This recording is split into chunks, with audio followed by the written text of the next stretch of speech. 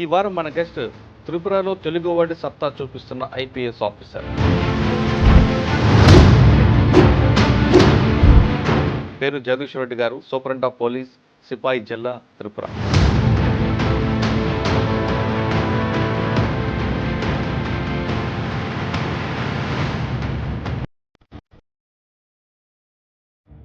Sir first post ASP నేను south త్రిపురాలో ఉన్నాను. అక్కడే ఉందని ఛాలెంజ్ చేస్తున్నాను. వెస్ట్ త్రిపురాలో ఉన్నప్పుడు ఏం ప్రాబ్లం రాదు. బట్ విశాల్ గారికి అక్కడికి వెళ్తే నాకు పర్సనల్ పక్కన ఉన్న సెక్యూరిటీ కూడా సార్ ఇక్కడ బయట దొరకండి సార్, ఇది చాలా డేంజరస్ ప్లేస్ సార్. ఎంతలా చెప్పారంటే అంత సెన్సిటివ్ ఉండేది సార్. బంగ్లాదేశ్ అనగానే పాకిస్తాన్ నుంచి నేపాల్ మీదుగా బంగ్లాదేశ్ వచ్చి బంగ్లాదేశ్ నుంచి కూడా ఇండియాలోకి వస్తుంటారు అనేది ఒక వార్త ఉంది. ఇంతవరకు మేము బార్డర్ ఏరియాస్ మీద ఎక్కువ ఫోకస్ పెట్టినప్పుడు ఏంటంటే అండి, అక్కడ బంగ్లాదేశ్ వాళ్ళతో వాళ్ళకు ఫ్యామిలీ రిలేషన్స్ ఉన్నది కాబట్టి టు అండ్ ఫ్రో మూవ్మెంట్ ఉంటుందండి. బట్ లార్జ్ స్కేల్లో కానీ ఎక్కువ ఫేక్ కరెన్సీ అనగానే బంగ్లాదేశ్ గుర్తుకొస్తుంది. అది ఇక్కడ హైదరాబాద్ వరకు వస్తుంటుంది. త్రిపుర అనేది చాలా క్లోజ్ సొసైటీ లాంటి. ఇక్కడ ఇలాంటి ఫేక్ కరెన్సీ కానీ ఎనీ యాంటీ నేషనల్ యాక్టివిటీ ఏదైనా జరిగిందనుకో, ఇక్కడ బంగ్లాదేశ్ కొంచెం ఫ్రెండ్లీ కంట్రీ అయ్యేసరికి కొంతమంది వీటిని అడ్వాంటేజ్ తీసుకుంటున్నారండి. సార్ ఏఎస్పీగా మీకు బాగా గుర్తుండిపోయిన కేసు ఉంది అక్కడ? నేను అడిషనల్ ఎస్పీగా ఉన్నప్పుడు అక్కడ ఒక మైనర్ కిడ్నాప్ చేయబడింది. తెలిసిన ఒక అబ్బాయితో తను వెళ్ళిపోయింది. వాళ్ళ పేరెంట్స్ని తీసుకొస్తే వాళ్ళ దగ్గర అసలు ఏ నంబర్ రావట్లేదు. నేను వాళ్ళతో మాట్లాడాను, ఏంటి ఇదని చెప్తే వాళ్ళు చెప్పారు ఇట్లా 2-3 రోజులు నైట్ అదే చోట ఉంటే ఇప్పుడు మేము వెళ్ళడానికి లేదు, వాళ్ళు వెళ్ళి పట్టుకున్నా వాళ్ళు రాకపోతే మేము చేయడానికి ఏం లేదు. సో మేమేం చేసామంటే ఇప్పటి వరకు అయితే నేను చేసిన వాటిలో one of the best case అండి అది. సార్ అక్కడ పక్కన బంగ్లాదేశ్ బార్డర్ ఉంది. పాకిస్తాన్ నుంచి నేపాల్ మీదుగా బంగ్లాదేశ్ మీదుగా కొన్ని వెపన్స్ కరెన్సీ వస్తుంటుందని ఒక వార్త ఉంది. మేము వెపన్స్ కొన్ని సీజ్ చేసాం, బట్ కంట్రీ మేడ్ రివాల్వర్స్ అండి అవి. లోకల్ లెవెల్లో వాళ్ళు ఏదైనా యాంటీ సోషల్ ఎలిమెంట్స్ ఈ రౌడీ షీటర్స్ పెట్టుకోవడం తప్పించి, సేమ్ వాళ్ళు ఒకటే గ్రామం విడిపోయింది కాబట్టి వాళ్ళు రిలేటివ్స్ ఉన్నారు కాబట్టి వాళ్ళు అటు ఇటు రావడము, అంటే పాకిస్తానీ నేషనల్స్ అలాంటి వాళ్ళు కానీ లేదంటే రోహింగ్యాస్ కానీ వస్తున్నారు, వాటి పట్ల మాత్రం చాలా స్ట్రిక్ట్ యాక్షన్ జరుగుతుందండి. ఒక్కసారి అందులో అరెస్ట్ అయిన వాళ్ళైతే మళ్ళీ బయటకు వచ్చేసి.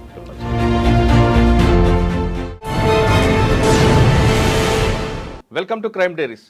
ఈ వారం మన గెస్ట్ త్రిపురలో తెలుగువాడి సత్తా చూపిస్తున్న ఐపీఎస్ ఆఫీసర్. పేరు జగదీశ్వర్ రెడ్డి గారు, సూపరింటెండెంట్ ఆఫ్ పోలీస్, సిపాయి జిల్లా, త్రిపుర. జగదీశ్వర్ రెడ్డి గారు అనంతపూర్లో పుట్టి పెరిగి అక్కడే చదువుకొని తర్వాత సివిల్ సాధించారు. సివిల్ సాధించిన తర్వాత సాధారణంగా అందరూ కూడా హోమ్ క్యాడర్ కోరుకుంటారు. కానీ ఆయన సిక్కిం వచ్చింది, గవర్నమెంట్ అలాట్ చేసింది ఇంట్లో సిక్కిం త్రిపుర వస్తే ఎటువంటి అబ్జెక్షన్ లేకుండా త్రిపురలో వెళ్ళి అక్కడ తన తెలుగువాడి సత్తా చూపిస్తున్నారు. అక్కడ క్రైమ్ ఎలా ఉంటుంది, ఆ క్రైమ్ని ఏ విధంగా ఆయన దాన్ని అర్థం చేసుకొని దాంతో పాటు వెళ్తున్నారు, దాన్ని ఎలా కంట్రోల్ చేస్తున్నారు విషయాలతో పాటు ఇక్కడ నుంచి వాతావరణం మారిన తర్వాత అక్కడ ఎలా అడ్జస్ట్ అయ్యారు, ఫుడ్ కానీ భాష కానీ అన్న విషయాలతో పాటు ముఖ్యంగా చెప్పాలంటే త్రిపురలో ఎక్కువగా డ్రగ్స్కి మీద ఎక్కువ ఫోకస్ చేస్తున్నారు. డ్రగ్స్కి అరెస్ట్ చేయడం కాకుండా ప్రజల్లో అవగాహన కల్పించడంతో పాటు ముఖ్యంగా మీడియాకు కూడా అవగాహన కల్పించడంలో ఆయన ప్రముఖంగా ఉన్నారు. అంటే డ్రగ్స్ అరికట్టడంలో మీడియా పాత్ర ఉందంటూ ఆయన ఒక మీటింగ్ కూడా పెట్టి స్పెషల్గా చేస్తున్నారు. దాని వెనక ఉన్న ఉద్దేశం ఏంటి, డ్రగ్స్ అరికట్టాలంటే అక్కడ కేవలం అరెస్ట్లే కాదు, ఏం చేస్తే డ్రగ్స్ని పూర్తిగా నిర్మూలించు అనే విషయాన్ని సార్ అడిగి తెలుసుకోండి. సార్ నమస్తే అండి. నమస్తే అండి. ముఖ్యంగా ముందుగా మీకు కంగ్రాట్స్ అండి. మన తెలుగు వాళ్ళందరూ కూడా మొత్తం దేశం మొత్తం కనిపిస్తున్నారు. అందులో రమేష్ రెడ్డి గారు, మీరు చాలామంది కనిపిస్తుంటారు. సాధారణంగా సివిల్స్ రాగానే వేరే వేరే కేటర్కి వెళ్ళడానికి ఇష్టపడరు కొంతమంది. అందరూ ముఖ్యంగా చెప్పి నార్త్ ఈస్ట్ అంతా మనకు ఐసోలేట్గా కనిపిస్తుంది, మన వాతావరణం కాదు. కానీ మీలాంటి వాళ్ళు వెళ్ళి అక్కడ తన పవర్ చూపిస్తున్నారు. అది చాలా గ్రేట్ విషయం చెప్పుకోవాలి. ముఖ్యంగా త్రిపురలో క్రైమ్ నేచర్ కనిపిస్తుంటే ఎక్కువగా డ్రగ్స్ మీద ఎన్డీపీసీ యాక్ట్ ఎక్కువ కనిపిస్తుంటుంది. దాన్ని అరెస్ట్ చేయడం అనేది కాకుండా వాళ్ళు అవగాహన తేయడానికి కూడా మీరు ఎక్కువగా ప్రయారిటీ తీయడం, రెండు మీడియా రోల్ ఏంటి అనేది ఒక సెమినార్ పెట్టి మీరు వాళ్ళకి కూడా అవగాహన కల్పించడం వెనక ఉద్దేశం ఏంటి? ఈ రెండు ప్రశ్నల సమాధానం చెప్పే ముందు జగదీశ్వర్ రెడ్డి గారి కుటుంబ నేపథ్యం, అనంతపురం జిల్లా నుంచి త్రిపుర వరకు మీ జర్నీ చెప్పండి. థ్యాంక్ యూ మురళీధర్ గారు. మీరు మొత్తం మొదటి నుంచి నా కెరియర్ స్టార్టింగ్ నుంచి మొత్తం త్రిపుర గురించి విపులంగా చెప్పినందుకు. నేను పుట్టింది అనంతపురం జిల్లా అండి, తాడిపత్రిలో. మా అమ్మ వాళ్ళది తాడిపత్రి పక్కన పల్లె పచ్చిరాజు గ్రామం అని. నేను నా విద్యాభ్యాసం అంతా, ప్రాథమిక విద్యాభ్యాసం అంతా మా ఊర్లోనే జరిగిందండి, భోగాలకట్టలో. తర్వాత నేను 5th క్లాస్లో నవోదయ ఎంట్రన్స్ ఎగ్జామ్ రాసిన తర్వాత నాకు నవోదయలో సీట్ వచ్చిందండి. సీట్ వచ్చిన తర్వాత 6th క్లాస్ నుంచి 6th to 12th క్లాస్ వరకు నేను జవహర్ నవోదయ విద్యాలయ లేపాక్షిలో చదివానండి. 96 to 2003. నా స్కూలింగ్ అయిపోయిన తర్వాత నేను మళ్ళీ తిరుపతిలో సీకామ్ డిగ్రీ కాలేజ్లో నేను బీఎస్సీ చేశానండి. బీఎస్సీ 3 years అయిన తర్వాత నేను మళ్ళీ క్యాట్ ఎగ్జామ్ ప్రిపరేషన్ కోసం అని చెప్పి బెంగళూరు వెళ్ళాను. అక్కడ నేను ప్రిపేర్ అవుతూ నేను జాబ్ కూడా చేశానండి. అక్కడ ఏషియన్ బిజినెస్ కార్పొరేషన్ అని ఉండింది, అందులో జాబ్ చేస్తూ మళ్ళీ ప్రిపేర్ అవుతూ రాశాను. తర్వాత నాకు 2008లో నేను ఐఐఎం కోల్కతాలో జాయిన్ అయ్యానండి. 2008 to 2010 అక్కడ జాయిన్ అయిన తర్వాత మళ్ళీ 2010లో పాస్ అవుట్ అయిన తర్వాత నేను ఎస్ బ్యాంక్లో ట్రెజరీ డిపార్ట్మెంట్లో చేశాను. డెరివేటివ్స్ ట్రేడింగ్, అది ఫైనాన్స్ ఫీల్డ్లో ఉన్నానండి. అందులో ఒక 2 years చేసి తర్వాత బయటకు వచ్చిన తర్వాత మళ్ళీ ఒక 2 years నేను ఇన్స్టిట్యూట్లో పనిచేశాను. ఆ తర్వాత నేను ఇన్స్టిట్యూట్లో పనిచేస్తున్నప్పుడే ప్రిపేర్ అవుతూ ఉన్నానండి. ఫైనల్లీ 2016లో నాకు ర్యాంక్ వచ్చింది. 2016లో 249 ర్యాంక్ వచ్చిందండి. తర్వాత నాకు త్రిపుర కాడర్ అలాట్ అయింది. త్రిపుర కాడర్ అయిన తర్వాత నేను 2017 ఎండ్లో ఎన్పిఏలో ట్రైనింగ్ తీసుకున్నాను. 19లో త్రిపుర కాడర్లో జాయిన్ అయ్యాను. ఓకే సార్, మీరు డిగ్రీ వరకు తీసుకుంటే బిఎస్సీ నుంచి వచ్చారు. తర్వాత ఎక్కువ అకౌంట్స్ ఆ డిపార్ట్మెంట్ ఉన్నారు కదా, సివిల్స్ రాస్తున్నప్పుడు మీకు ఆప్షన్ ఏం తీసుకున్నారు? సైన్స్ బ్యాక్గ్రౌండ్ వచ్చి తీసుకున్నారా లేదా వేరేది తీసుకున్నారా? లేదండి, నేను మొదలెట్టింది నా సివిల్స్ ప్రిపరేషన్ మొదలెట్టింది 2012లో. సో 13లో నేను ఫస్ట్ క్లియర్గా 12లో నార్మల్గా ఇచ్చానండి ప్రాక్టీస్ కోసం అన్నట్లు. 13లో నేను అటెంప్ట్ ఇవ్వడం స్టార్ట్ అయింది సీరియస్గా. అక్కడ 2012లో ప్యాటర్న్ చేంజ్ అయిందండి. 12లో డెసిజన్ వచ్చింది, 13లో ప్యాటర్న్ చేంజ్ అయింది. అప్పుడు 2 ఆప్షన్ నుంచి 1 ఆప్షనల్కి వచ్చిందండి. సో 2 ఆప్షనల్ ఉన్నప్పుడు నేను ఏది చూస్తున్నామని చెప్పి అప్పుడు మెయిన్స్ రాయలేదు కాబట్టి అంత సీరియస్గా ఆలోచించలేదు. ఒక ఆప్షన్లో వచ్చేసరికి నేను సీరియస్గా ఆలోచించి నాకు ఏదైతే కన్వీనియంట్గా ఉంటుందో, చిన్నప్పటి నుంచి నేను ఏ విషయంలో అయితే ఎక్కువ త్వరగా పట్టు సాధించగలను అనిపించిందో అది నాకు తెలుగు లిటరేచర్ అనిపించింది. తెలుగు సాహిత్యంలో నేను తెలుగు మీడియంలో చదివానండి 10th క్లాస్ వరకు. కాబట్టి నాకున్న అవగాహన ప్రకారం, నాకున్న నాలెడ్జ్ ప్రకారం నేను తెలుగు లిటరేచర్ అయితే బాగా రాయగలను అనిపించింది. అందుకని నేను సివిల్స్లో తెలుగు సాహిత్యం తీసుకున్నాను. అవునా? తెలుగు సాహిత్యం అది చాలా గ్రేట్. మీరు సార్ తెలుగులో మీకు బాగా ఇన్స్పైర్ చేసిన కవులు కానీ లేదా ఇంకెవరైనా, అంటే వాళ్ళ సాహిత్యం అంటే మీకు బాగా ఇష్టం ఉన్నది? అంటే నేను స్ఫూర్తి పొందింది లేదు ప్రేరణ చెందింది అయితే శ్రీశ్రీ గారితో అండి. చాలా ఆవేశమైన కవిత్వం ఉంటుంది కాబట్టి చాలామందికి నా ఒక్కడికే కాదు చాలామంది తెలుగు విద్యార్థులు కానీ సాధారణ జనరల్గా తెలుగు వాళ్ళకే కూడా శ్రీశ్రీ అంటే చాలా అదో రకమైన ఆవేశం ఉంటుందండి. అలా ఎక్కువ మామూలుగా ఆవేశం అని చెప్పొచ్చు. శ్రీశ్రీ కవిత్వం చదివితేనే ఆవేశం, ఆయన కవిత్వంలోనే ఆవేశం ఉంటుంది. సో ఎక్కువ శ్రీశ్రీ గారిని చూసి ప్రేరణ ఓకే, ఆయనది బాగా నచ్చింది చెప్పండి ఒకటి శ్రీశ్రీ గారి కవిత్వం.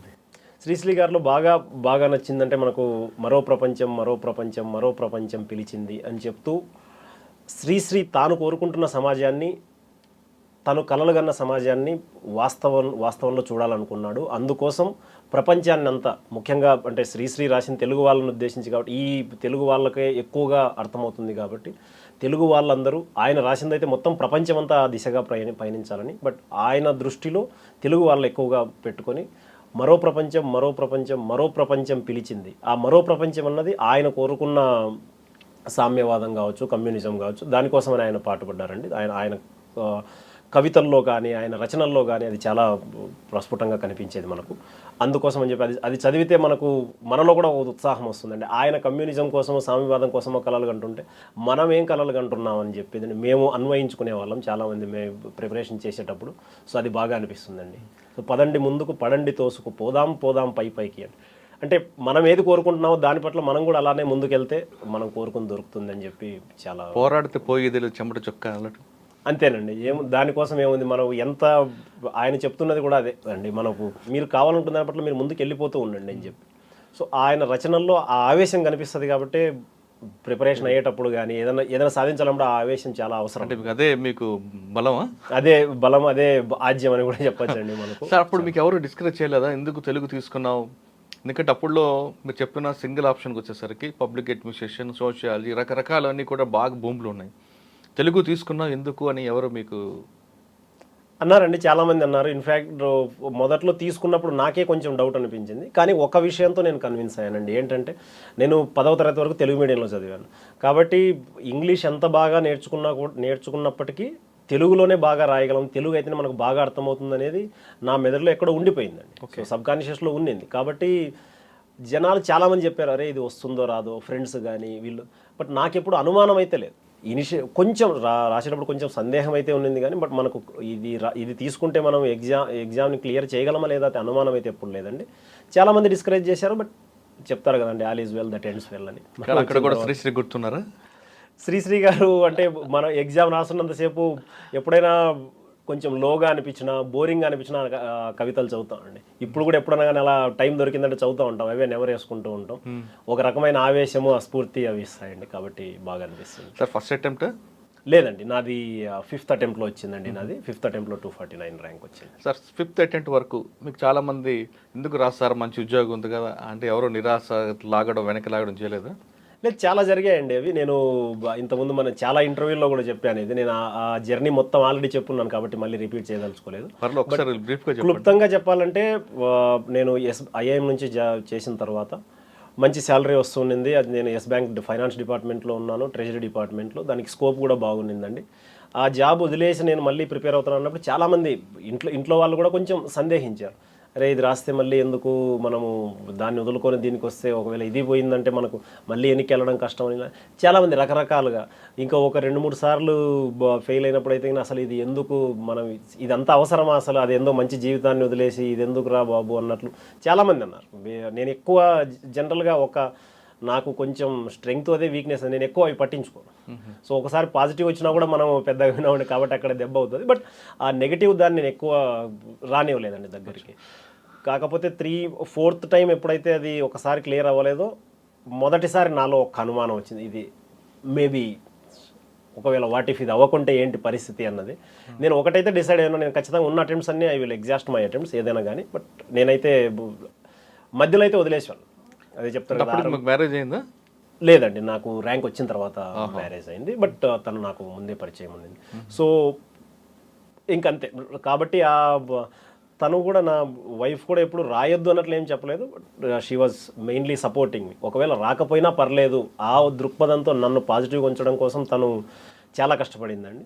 బట్ నేనైతే మొత్తం రాస్తాను, రాకుండా అయితే పోదు, వస్తుంది అనే నమ్మకంతో. సార్ సివిల్స్ అనగానే ఇది లాంగ్ ప్రాసెస్ అండి, ఒక దీర్ఘకాల యుద్ధం లాంటిది ఇది. అవునండి. యుద్ధంలో చాలామంది మీలాంటి వాళ్ళు సాధిద్దాం అనే ఆ సంకల్ప బలంతో ముందుకు వెళ్తారు, కొంతమంది వెనకేస్తామంతా కాదు అనేది. ఆ విధంగా వస్తున్న ఆస్పిరెంట్స్కి మీరు ఇచ్చే మెసేజ్ ఏంటి? అదే అండి, ఒకటి నేను ఇందాక మీరు అంటే నేను చెప్పాలనుకున్నది కూడా అదే అండి. ఏంటంటే ఇది మీరే చెప్పారు కదా, దీర్ఘకాలిక యుద్ధం లాంటిదని చెప్పి. ఈ దీర్ఘకాలిక యుద్ధంలో మనం గుర్తుపెట్టుకోవాల్సింది ఏంటంటే, మనము ప్రతి అటెంప్ట్తోనూ మన పర్ఫార్మెన్స్ మెరుగవుతూ వస్తుందా లేదా, మన ఎగ్జామ్లో మనం రాస్తున్న సివిల్ సర్వీస్ ఎగ్జామ్లో మన ప్రదర్శన మెరుగవుతూ వస్తుంటే మనం ముందుకెళ్ళే ఛాన్సెస్ ఉన్నాయని చెప్పి మనం చేసుకోవాలండి. మనము 2-3 సార్లు రాసిన తర్వాత అడుగు ముందుకు పడట్లేదు అనుకోండి, ఇంకా మనల్ని మనం ఆత్మవిమర్శ చేసుకోవాలి. నేను దీనికి సూటబుల్ అవుతానా కాదా, ఈ ఎగ్జామ్కి సూటబుల్లా కాదా. ఇక్కడ ఇంకొక విషయం నేను చెప్పాలనుకున్నది ఏంటంటే, నేను చాలామంది ఆస్పిరెంట్స్తో మాట్లాడుతున్నాను. వాళ్ళు సార్ కొంతమంది 5 అటెంప్ట్లు ప్రిలిమ్స్ కూడా క్లియర్ చేయలేదు, డైరెక్ట్ 6th అటెంప్ట్లో ర్యాంక్ వచ్చింది. అది ఒక సినారియో అండి. మనం ఇప్పుడు 1000 మంది క్లియర్ అయితే అందులో 1-2 అలాంటి వాళ్ళు ఉంటారు. మనం అలా తీసుకోం కదా. ఇప్పుడు మనం మామూలుగా అంటే ఏదైనా కానీ స్పోర్ట్స్లో కానీ ఇలాంటి వాటిలో చాలామంది చెప్తారు ఎవ్రీథింగ్ ఈజ్ పాసిబుల్, ఏదైనా సాధ్యమే అండి. It is possible but not very probable. Probabilistic అంటే అవకాశాలు ఎలా ఉన్నాయని మనం సంభావ్యత ప్రకారం తీసుకున్నాం అంటే, ప్రాబబిలిటీ ప్రకారం కొంచెం కష్టంగా ఉంటాయండి. మన అవకాశాలను మనం బేరీజ్ వేసుకొని మనము కంటిన్యూస్గా డెవలప్ అవుతూ వస్తుంటే, మన ప్రదర్శన మెరుగవుతుంటే అందులో కంటిన్యూ అవ్వాలి. లేదు అవ్వట్లేదు అంటే మనం పక్కకు తప్పుకోవడం కష్టమే అండి. నేను కూడా రాశాను కాబట్టి మేబీ మీరు నన్ను అడిగితే సార్ మరి ఇప్పుడు మీరు 5 అటెంప్ట్ రాశారు కదా, 4వ అటెంప్ట్ తర్వాత మీరు తప్పుకొని ఉండొచ్చు కదా అని అంటే, నా ప్రదర్శన మెరుగవుతూ వచ్చింది. ఫస్ట్ నాది ప్రిలిమ్స్లో నేను 0.5 మార్క్స్తో ప్రిలిమ్స్ పోయిందండి. నాది ఫస్ట్ 209 కట్ ఆఫ్ ఉండింది, నాకు 208.33 వచ్చింది. ఆ తర్వాత అటెంప్ట్ మెయిన్స్లో పోయింది, మళ్ళీ మెయిన్స్లో పోయింది, ఆ తర్వాత ఇంటర్వ్యూలో పోయింది. సో నా ప్రదర్శన మెరుగవుతూ వచ్చింది కాబట్టి, నేను బయటి వాళ్ళు ఏమనుకున్నా లోపల నాకు ఒక నమ్మకం ఉంది, నేను మెరుగవుతూ వస్తున్నా కాబట్టి నేను క్లియర్ చేయగలను. అది ఎవరికి వాళ్ళకే అర్థమవుతుందండి, పక్క వాళ్ళకి ఎవరికి అర్థం. సో అలా రాసినప్పుడు వాళ్ళకు మెరుగవుతూ వస్తుంటే మీరు కంటిన్యూ చేయండి. లేదంటే ఇది బాధగా అనిపించవచ్చు, మీరు రాసి వేరే కెరియర్ ఉందండి. జీవితం అంటే ఇది ఒక్కటే కాదు. ఓకే ఫైన్, ఇది వస్తే మంచిదే ఆల్ అండ్ వెల్.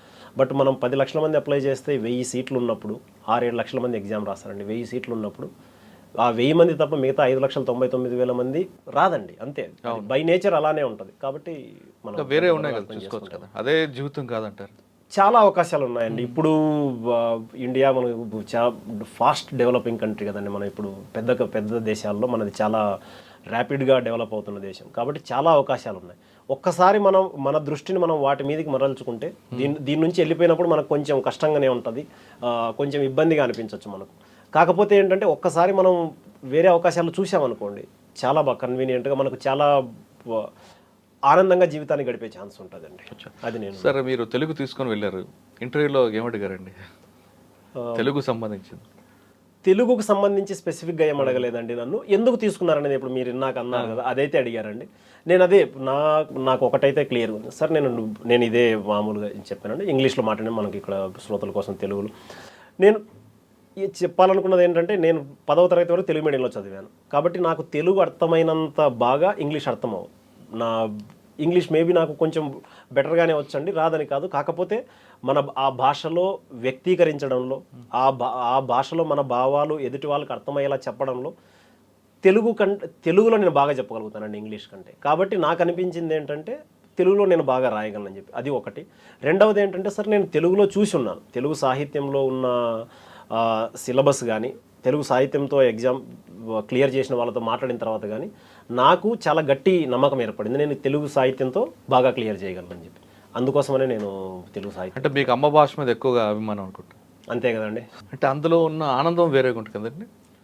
అంతేనండి. ఇప్పుడు మనకు మన భాషలో మనం ఆప్షనల్ తీసుకొని రాయడంలో అందులో క్లియర్ చేస్తే ఎగ్జామ్ నాకు ఆనందం వేసిన విషయం ఏంటంటే, నేను ఎగ్జామ్ క్లియర్ చేసిన అది నాకు చాలా ఆనందం అండి, అందులో ఏమాత్రం అనుమానం లేదు. బట్ ఇది ఇంకా చాలామందిని ఇన్స్పైర్ చేస్తుందండి. ఎవరైతే తెలుగు మీడియం విద్యార్థులు ఉన్నారో, తెలుగులో రాయాలనుకుంటున్నారో వాళ్ళకు కూడా చాలా స్ఫూర్తి పొందుతారు నేను ఆశిస్తున్నాను. యాక్చువల్ చాలామంది నాకు మెసేజ్ కూడా చేశారండి. ఆ తర్వాత ఇప్పుడు కూడా ఇంటర్వ్యూలో ఎవరెవరైతే వెళ్తుంటారో నేను ఇంటర్వ్యూ గైడెన్స్ కూడా ఇస్తుంటాను వాళ్ళకి. తెలుగు ఆప్షనల్ తీసుకున్న వాళ్ళు కానీ, తెలుగు మీడియం తీసుకున్న వాళ్ళు కానీ నాకు సలహాల కోసం సార్ ఇలా ఉంది పరిస్థితి ఏంటి ఇదని ఆ వాట్సాప్ గ్రూపుల్లో మెసేజ్ చేస్తుంటారు, నేను రెస్పాండ్ అవుతుంటాను. ఇప్పుడు కూడా ఒకరిద్దరు తెలుగులో సక్సెస్ అయినట్టున్నారు. సక్సెస్ అయినట్టు. అవునండి. Right sir. సరే, ఎన్పిఎల్ ట్రైనింగ్ అయిన తర్వాత ఫస్ట్ పోస్టింగ్ సాధారణంగా మీకు రోటరీ సిస్టంలో త్రిపుర వచ్చి ఉంటుంది. అవును. కొంతమంది ఆఫీసులు ఏం చేస్తారంటే ఎక్కడో పంచడం ఎందుకులే అని ఏదో రకంగా సోమకేట రావడానికో, లేదా మీ గ్రూప్లో ఉన్న వాళ్ళని తెలుగు అమ్మాయిలని ఎవరినో పెళ్లి చేసుకుని రావడానికి చేస్తుంటారు. మీరు అలా చేయలేదా? లేదండి, నాకు ఎప్పుడు అలాంటిది ఏమీ అనిపించలేదు. బేసికల్గా ఒకటండి, ఇదేంటంటే క్యాడర్ అలొకేషన్ సిస్టమ్ అనేది చాలా విషయాల మీద ఆధారపడుతుంది. అందులో మొదటిది మన ర్యాంకు, వేకెన్సీస్ అండి. వేకెన్సీస్ బట్టి ఆధారపడి ఉంటాం. నేను రాసినప్పుడు మా ఆంధ్రప్రదేశ్లో అప్పుడు ఒక జనరల్ కేటగిరీలో ఒకటే వేకెన్సీ ఉండిందండి. జనరల్ కేటగిరీలో ఒకటే వేకెన్సీ ఉండింది. నాకంటే ముందు ఒక అబ్బాయి ఉన్నాడు. కాబట్టి ఇంకా దారలేదు, ఇంకా అందులో మనము ఆలోచించడానికి ఏం లేదు. అంటే నేను ఏదో ఇది ఏమీ లేదు అన్నట్లు అని చెప్పి దాన్ని పక్కకు కొట్టిపారడం కాదండి. మనకు క్యాడర్ రానప్పుడు ఆబ్వియస్లీ కొంచెం ఫీల్ అవుతాం కదండి, అది సాధారణం. దాంట్లో మనం దాచిపెట్టడానికి ఏమీ లేదు. బట్ నేను అర్థం చేసుకున్నది ఏంటంటే, ఒక 4-5 ఏళ్ల తర్వాత అదంతా తగ్గిపోతూ వస్తుంది. ఇన్ఫ్యాక్ట్ కొన్ని మిగతా వాళ్ళు చాలామంది ఎక్స్పీరియన్స్ చెయ్యనివి నేను ఎక్స్పీరియన్స్ చేశాను. మిగతా వాళ్ళతో ఇప్పుడు మాట్లాడినప్పుడు కొంతమందికి ఇంకా పోస్టింగ్ రాలేదనో, ఎస్పీ పోస్టింగ్ రాలేదనో, లేదంటే మంచి డిస్ట్రిక్ట్ రాలేదనో చాలామంది ఫీల్ అవుతున్నారని నేను చాలామందితో మాట్లాడాను. బట్ అదృష్టవశాత్తు దేవుడి దయ, నేను చేసిన హార్డ్ వర్క్ కావచ్చు, చేసిన పర్ఫార్మెన్స్ వల్ల కావచ్చు, నాకు త్రిపురలో బెస్ట్ పోస్టింగ్స్ వచ్చాయండి ఇంతవరకు. సో నాకు ఇంకా ఆ విషయంలో ఏమి రిగ్రెట్ ఏం లేదండి. సాధారణంగా మీరు తీసుకున్న డెసిషన్ కూడా కరెక్టే, ఎందుకంటే ఫోకస్ ఎక్కువ అవుతారు. మీరు హోమ్ క్వార్టర్ అనుకుంటే హోమ్ క్వార్టర్లో నిలుపుతారు. మీరు మిగతా స్టేట్కి వెళ్తే అక్కడ క్రైమ్ కానీ, అక్కడ పబ్లిక్ కల్చర్ కానీ అన్నీ కూడా మీకు అవగాహన. అవునండి, అది అంటే అదే ఇందాక మనం చెప్పాం కదండి. ఇప్పుడు ఏంటంటే హోమ్ క్యాడర్ వల్ల ఒక అడ్వాంటేజెస్ ఉంటాయి, హోమ్ క్యాడర్ బయట ఉండడం వల్ల ఇంకా అడ్వాంటేజెస్ ఉంటాయి. ఇప్పుడు అక్కడ నేను ఏం చేసినా నా మీద క్రిటిసిజం అయితే ఉండదు. నేను ఫలానా వర్గమనో, ఫలానా దానికనో ఆ ముద్ర పడే ఛాన్స్ లేదండి. అక్కడ మనకి ఏది రైట్ అనిపిస్తే అది చేస్తాం, మనం కరెక్ట్ అనిపించింది చేస్తాం. అది వాళ్ళకి నచ్చితే మనం అక్కడ ఉంటాం, ఒకవేళ లేదంటే మనం ఇంకొక పోస్ట్ ఉంటాం అంతే. ఇక్కడ హోమ్ క్యాడర్లో ఏది వచ్చినా మీకు మైనస్ వస్తుంది, ఇంకా దాన్ని మనం ఏం చేయలేమండి. అలాంటి వాటి గురించి మనం తక్కువ మాట్లాడుకోవడం మంచిది. అవునండి, రైట్. అది అడ్వాంటేజ్ డిసడ్వాంటేజ్ అన్నిటితో ఉంటాయండి హోమ్ క్యాడర్ వల్ల. అక్కడ మీరు వెళ్ళే త్రిపుర వెళ్ళగానే ఫస్ట్ ఏఎస్పీ పోస్టింగ్ ట్రైనింగ్ అయిన తర్వాత ఎక్కడ ఇచ్చి ఉంటారు. ఇక్కడ ఆంధ్రప్రదేశ్లో పుట్టి మంచిగా నాటుకోడి, సంగటి ముద్ద, ఉగ్గాని బజ్జీ ఇలా కారం ఐటెం తిన్న మీకు తెలుగు మాట్లాడే వాళ్ళు లేకుండా అక్కడ ఎలా ఉంటారండి? అంటే నేను అక్కడంతా కూడా నూడిల్స్, ఆ కల్చర్ అదే కదా, నూడిల్స్ ఉంటాయి, లేదంటే మోమోస్, ఇటువంటి రోటీ. లేదండి, అంటే ఇది ఒక జనాలకున్న ఒక కైండ్ ఆఫ్ అపోహ అండి ఇది. అక్కడ ఏంటంటే త్రిపురలో 2/3 పాపులేషన్ దాకా బెంగాలీ పాపులేషన్ ఉంటుందండి. సో బెంగాలీలు మనకు తెలుసు, బెంగాలీ పాపులేషన్ వాళ్ళు ఎక్కువగా తినేది అన్నము, పప్పు, ఫిష్ అండి. ఇది మామూలుగా ఎక్కువ తినేది వాళ్ళు చేప, అన్నం. కాబట్టి రైస్ అనేది ఏమి ఇబ్బంది లేదు, మనం తిన్న లాంటిది. అందులో ఎక్కువ పెద్ద ప్రాబ్లం ఏమి ఉండదు. ప్లస్ నేను 2 years ఐఎం కలకత్తాలో స్పెండ్ చేసి ఉన్నాను కాబట్టి బెంగాలీ వాళ్ళ ఫుడ్, వాళ్ళు తినే దాని పట్ల నాకు మంచి అవగాహన ఉందండి. నేను దానికి అలవాటు కూడా పడి ఉన్నాను కాబట్టి ఆ రకంగా నాకు ఎక్కువ అనిపించలేదు. బట్ వైఫ్కి ఎక్కువగా ప్రాబ్లం అయిందండి. She is directly from Hyderabad నుంచి. నేను రూరల్ బ్యాక్గ్రౌండ్ నుంచి వెళ్ళాను కాబట్టి నాకు అంతగా అనిపించలేదు. బట్ తనకు కొంచెం ప్రాబ్లమాటిక్గా అనిపించింది. But later she was also fine. కానీ మీకు ఉగ్గాని బజ్జీ, సంగటి ముద్ద దొరకవు కదండి, రాగి సంగటి అది దొరకదండి, ఇంకా అదేం చేయలేదు, మనం ఇంట్లో చేసుకోవాల్సిందే. తర్వాత బెంగాలీ ఫుడ్ అన్నారండి. బెంగాలీ ఫుడ్లో ప్రతి దీంట్లో వాళ్ళు స్వీట్ ఉంటుంది. మీకు అది మరి ఇబ్బంది అనిపించలేదా? పప్పులో కానీ అన్నింటిలో వాళ్ళు స్వీట్ వేస్తారు, రసగుల్లా తింటారు, ఫిష్. మనకు కావాల్సిన ఇనిషియల్గా ఫస్ట్ డే అక్కడికి వెళ్ళినప్పటి నుంచి కూడా అండి, వైఫే వంట చేసేది. అప్పుడు మొత్తం తనే వంట చేసి, మేము వెళ్ళిన వెంటనే మేము చేసిన పని ఏంటంటే అక్కడ రైస్ కుక్కర్ అనేది తెచ్చుకొని మేము పెట్టుకున్నామండి. సో అక్కడ చేసే ఫుడ్ ఒక్కరోజు మాత్రమే అక్కడ బయట ఫుడ్ తీసుకున్నాం. అక్కడ తర్వాత నుంచి మేమే చేసుకోవడం మొదలెట్టామండి. సో అంత ఎక్కువ ప్రాబ్లం ఏం అవ్వలేదు. కానీ భాష ప్రాబ్లం నాకు అక్కడ మామూలుగా ఎక్కువ అడ్మినిస్ట్రేషన్లో ఎక్కువ ఇంగ్లీష్, హిందీ నడుస్తుంది కాబట్టి ఏం ప్రాబ్లం ఏం లేదండి. బెంగాలీ లాంగ్వేజ్ ఇంకా అక్కడ ట్రైబల్ పాపులేషన్ 1/3 దాకా ఉంటుంది. సో మోర్ దాన్ 1/3 ఉంటుందండి. సో ఆ ట్రైబల్ పాపులేషన్ వాళ్ళు మాట్లాడే లాంగ్వేజ్ బెంగాలీ నాకు అర్థమవుతుంది, నేను మాట్లాడగలను కూడా కొంచెం సమ్ ఎక్స్టెంట్. మిగతా అక్కడ ఉన్న ట్రైబల్ లాంగ్వేజెస్లో కూడా నాకు కొంచెం అర్థమవుతుందండి. ప్రయత్నిస్తున్నాం త్వరలోనే అది కూడా భాష. పబ్లిక్ తో ఇంటరాక్ట్ లోకల్ లాంగ్వేజ్ అయితే వాళ్ళు ఓన్ చేసుకుంటారు కదా, వాళ్ళు ఓన్ చేసుకుంటారండి. మీరు అది ఎగ్జాక్ట్లీ మనం ఆ భాషలో మాట్లాడితే, ఇప్పుడు బెంగాలీలో మాట్లాడటం కానీ వాళ్ళు మాట్లాడితే నేను అర్థం చేసుకోగలుగుతాను కాబట్టి చాలా విషయాల్లో మనం పరిష్కరించడానికి, లేదు ఎక్కువ విషయాలు పెద్దవి కాకుండా చూసుకోవడానికి, అక్కడే సాల్వ్ చేయడానికి చాలా పనికి వస్తుంది. సార్ ఫస్ట్ పోస్టింగ్ ఎక్కడ ఇచ్చారండి? నేను ఏఎస్పీ నేను సౌత్ త్రిపురలో ఉన్నానండి. ఫస్ట్ పిహెచ్క్యూలో పోలీస్ హెడ్ క్వార్టర్స్లో రిపోర్ట్ చేసిన తర్వాత పీటీఏలో అక్కడ ఒక 5-6 weeks ఉంటుందండి. అది అయిపోతేనే సౌత్ త్రిపురలోకి వెళ్ళానండి నేను. అక్కడ ఏముందండి ఛాలెంజెస్ మీకు? అక్కడ త్రిపుర గురించి అంటే జనాలు ఇక్కడ మీరు అడుగుతున్నారు కాబట్టి చాలామందికి అవగాహన ఉండకపోవచ్చు. త్రిపుర గురించి నేను చెప్పాలనుకున్నది ఏంటంటే, త్రిపుర ల్యాండ్ లాక్డ్ స్టేట్ అండి. త్రిపురకు 3 వైపులా ఆల్మోస్ట్ ఒక 90% బార్డర్ బంగ్లాదేశ్ ఉంటుంది. ప్రతి జిల్లాకు బంగ్లాదేశ్ బార్డర్ ఉంటుంది అక్కడ. సో 100 to 120 kilometers మాత్రం ఇంటర్ స్టేట్ బార్డర్ ఉంటుంది. మిగతాదంతా ఇంటర్ కంట్రీ బార్డర్ బంగ్లాదేశ్తో ఉంటుంది. మిగతాది 2 states బార్డర్ ఉంటుందండి, ఒకటి అస్సాంతో, ఒకటి మిజోరాంతో. ఈ 2 అది నార్త్ త్రిపురలో ఉంటుంది. సో ఆ 120 kilometer స్ట్రెచ్ తీసేస్తే మిగతాదంతా దాదాపు 900 kilometers బంగ్లాదేశ్తోనే బార్డర్ ఉంటుందండి. కాబట్టి ఆ బార్డర్ ఇష్యూస్, బార్డర్తో ఏవేవైతే క్రైమ్స్, జనరల్ క్రైమ్స్ ఉంటాయో అవి రెగ్యులర్గా ఉంటాయండి. ఇంకొక విషయం మనం ఇక్కడ దృష్టిలో పెట్టుకోవాల్సింది ఏంటంటే, మనకు పాకిస్తాన్ బార్డర్లా కాదండి బంగ్లాదేశ్ బార్డర్.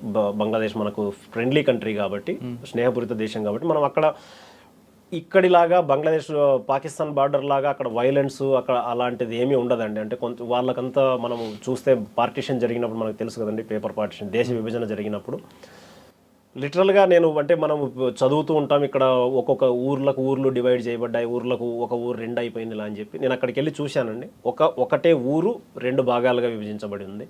సో ఇప్పుడు అలా ఉందంటే సిచ్యువేషన్ ఒక 70 ఏళ్ళ తర్వాత పరిస్థితి అలా ఉందంటే, మీరు 1947లో ఎప్పుడైతే దేశ విభజన జరిగిందో అప్పుడు పరిస్థితి ఎలా ఉంటుందో మీరు ఊహించుకోవాలనుకుంటున్నాను. అది ఎక్కువ ఛాలెంజెస్ అండి అక్కడ. ఇంకా అది కాకుండా ఎక్కువ ఎన్డీపీఎస్ అండి, ఇది డ్రగ్స్ది చాలా ఎక్కువ ఫోకస్ ఏరియాగా ఉంది ఇప్పుడు అక్కడ. నషాముక్త్ త్రిపుర అని చెప్పి గవర్నమెంట్ కూడా ఒక ప్రోగ్రామ్తో ముందుకెళ్తున్నామండి. ఇవి 2 మెయిన్ ఛాలెంజెస్. సార్ బంగ్లాదేశ్ అనగానే కొంతమంది పాకిస్తాన్ అని కాకపోయినా పాకిస్తాన్ నుంచి నేపాల్ మీదుగా బంగ్లాదేశ్ వచ్చి, బంగ్లాదేశ్ నుంచి కూడా ఇండియాలోకి వస్తుంటారు అనేది ఒక వార్త ఉంది, అది నిజమంటారు? అంటే ఇంతవరకు మేము బార్డర్ ఏరియాస్ మీద ఎక్కువ ఫోకస్ పెట్టినప్పుడు ఏంటంటే అండి, అక్కడ బంగ్లాదేశ్ వాళ్ళకు ఫ్యామిలీ రిలేషన్స్ ఉన్నది కాబట్టి 2 and fro మూవ్మెంట్ ఉంటుందండి. ఒకటి రెండు వాళ్ళు వచ్చిన అటు నుంచి ఇటు వచ్చారన్నది మా విచారణలో కూడా తెలియదు, ఇన్వెస్టిగేషన్ కేసు తీసుకున్నప్పుడు. బట్ లార్జ్ స్కేల్లో పాకిస్తాన్ నుంచి నేపాల్కి వచ్చిందాక మీరు చెప్పినట్లు నేపాల్ నుంచి బంగ్లాదేశ్ నుంచి మళ్ళీ ఇండియాలోకి రావడం లేదండి, లార్జ్ స్కేల్లో అయితే జరగదు. కానీ ఎక్కువ ఫేక్ కరెన్సీ అనగా బంగ్లాదేశ్ గుర్తుకొస్తుంది. ఎక్కువ మాల్దా డిస్ట్రిక్ట్ మీద నుంచి కానీ లేదా త్రిపుర బార్డర్ నుంచి రావడం, అది ఇక్కడ హైదరాబాద్ వరకు వస్తుంటుంది. ఓకే అండి. త్రిపురలో ఫార్చునేట్లీ అక్కడ నుంచి ఫేక్ కరెన్సీ ఇది చాలా తక్కువ ఉంటుందండి. త్రిపుర అనేది చాలా క్లోజ్ సొసైటీ లాంటిది, చాలా రూరల్ లింకేజెస్ చాలా స్ట్రాంగ్ ఉంటాయి కాబట్టి అక్కడ ఇలాంటి ఫేక్ కరెన్సీది కానీ ఎనీ యాంటీ నేషనల్ యాక్టివిటీ ఏదైనా జరిగిందనుకోండి చాలా త్వరగా ఇన్ఫర్మేషన్ అక్కడ చేయకుండా డైరెక్ట్గా హైదరాబాద్ వరకు వస్తున్నాయి కదండి మీకు. అంటే త్రిపుర అని కాకుండా పక్కన వెస్ట్ బెంగాల్ మాల్దా డిస్ట్రిక్ట్ నుంచి కానీ త్రిపురలో మీరు చెప్తున్న కొన్ని ప్రాంతాల నుంచి రావడం, వాళ్ళు డైరెక్ట్గా వెస్ట్ బెంగాల్ మీదుగా హైదరాబాద్ తీసుకొస్తుంటారు. ఇక్కడ నుంచి మిగతా స్టేట్స్కి సప్లై అవుతుందని పోలీసులు చెప్తుంటారు. ఓకే. అంటే ఇక్కడ మనం చూడాల్సింది ఏంటంటే అండి, వాళ్ళు పాకిస్తాన్ నుంచి అది ఎనిమీ కంట్రీ లాగా మనం ట్రీట్ చేస్తున్నప్పుడు అక్కడ బార్డర్స్ అన్ని మొత్తం సీల్డ్ కదండి.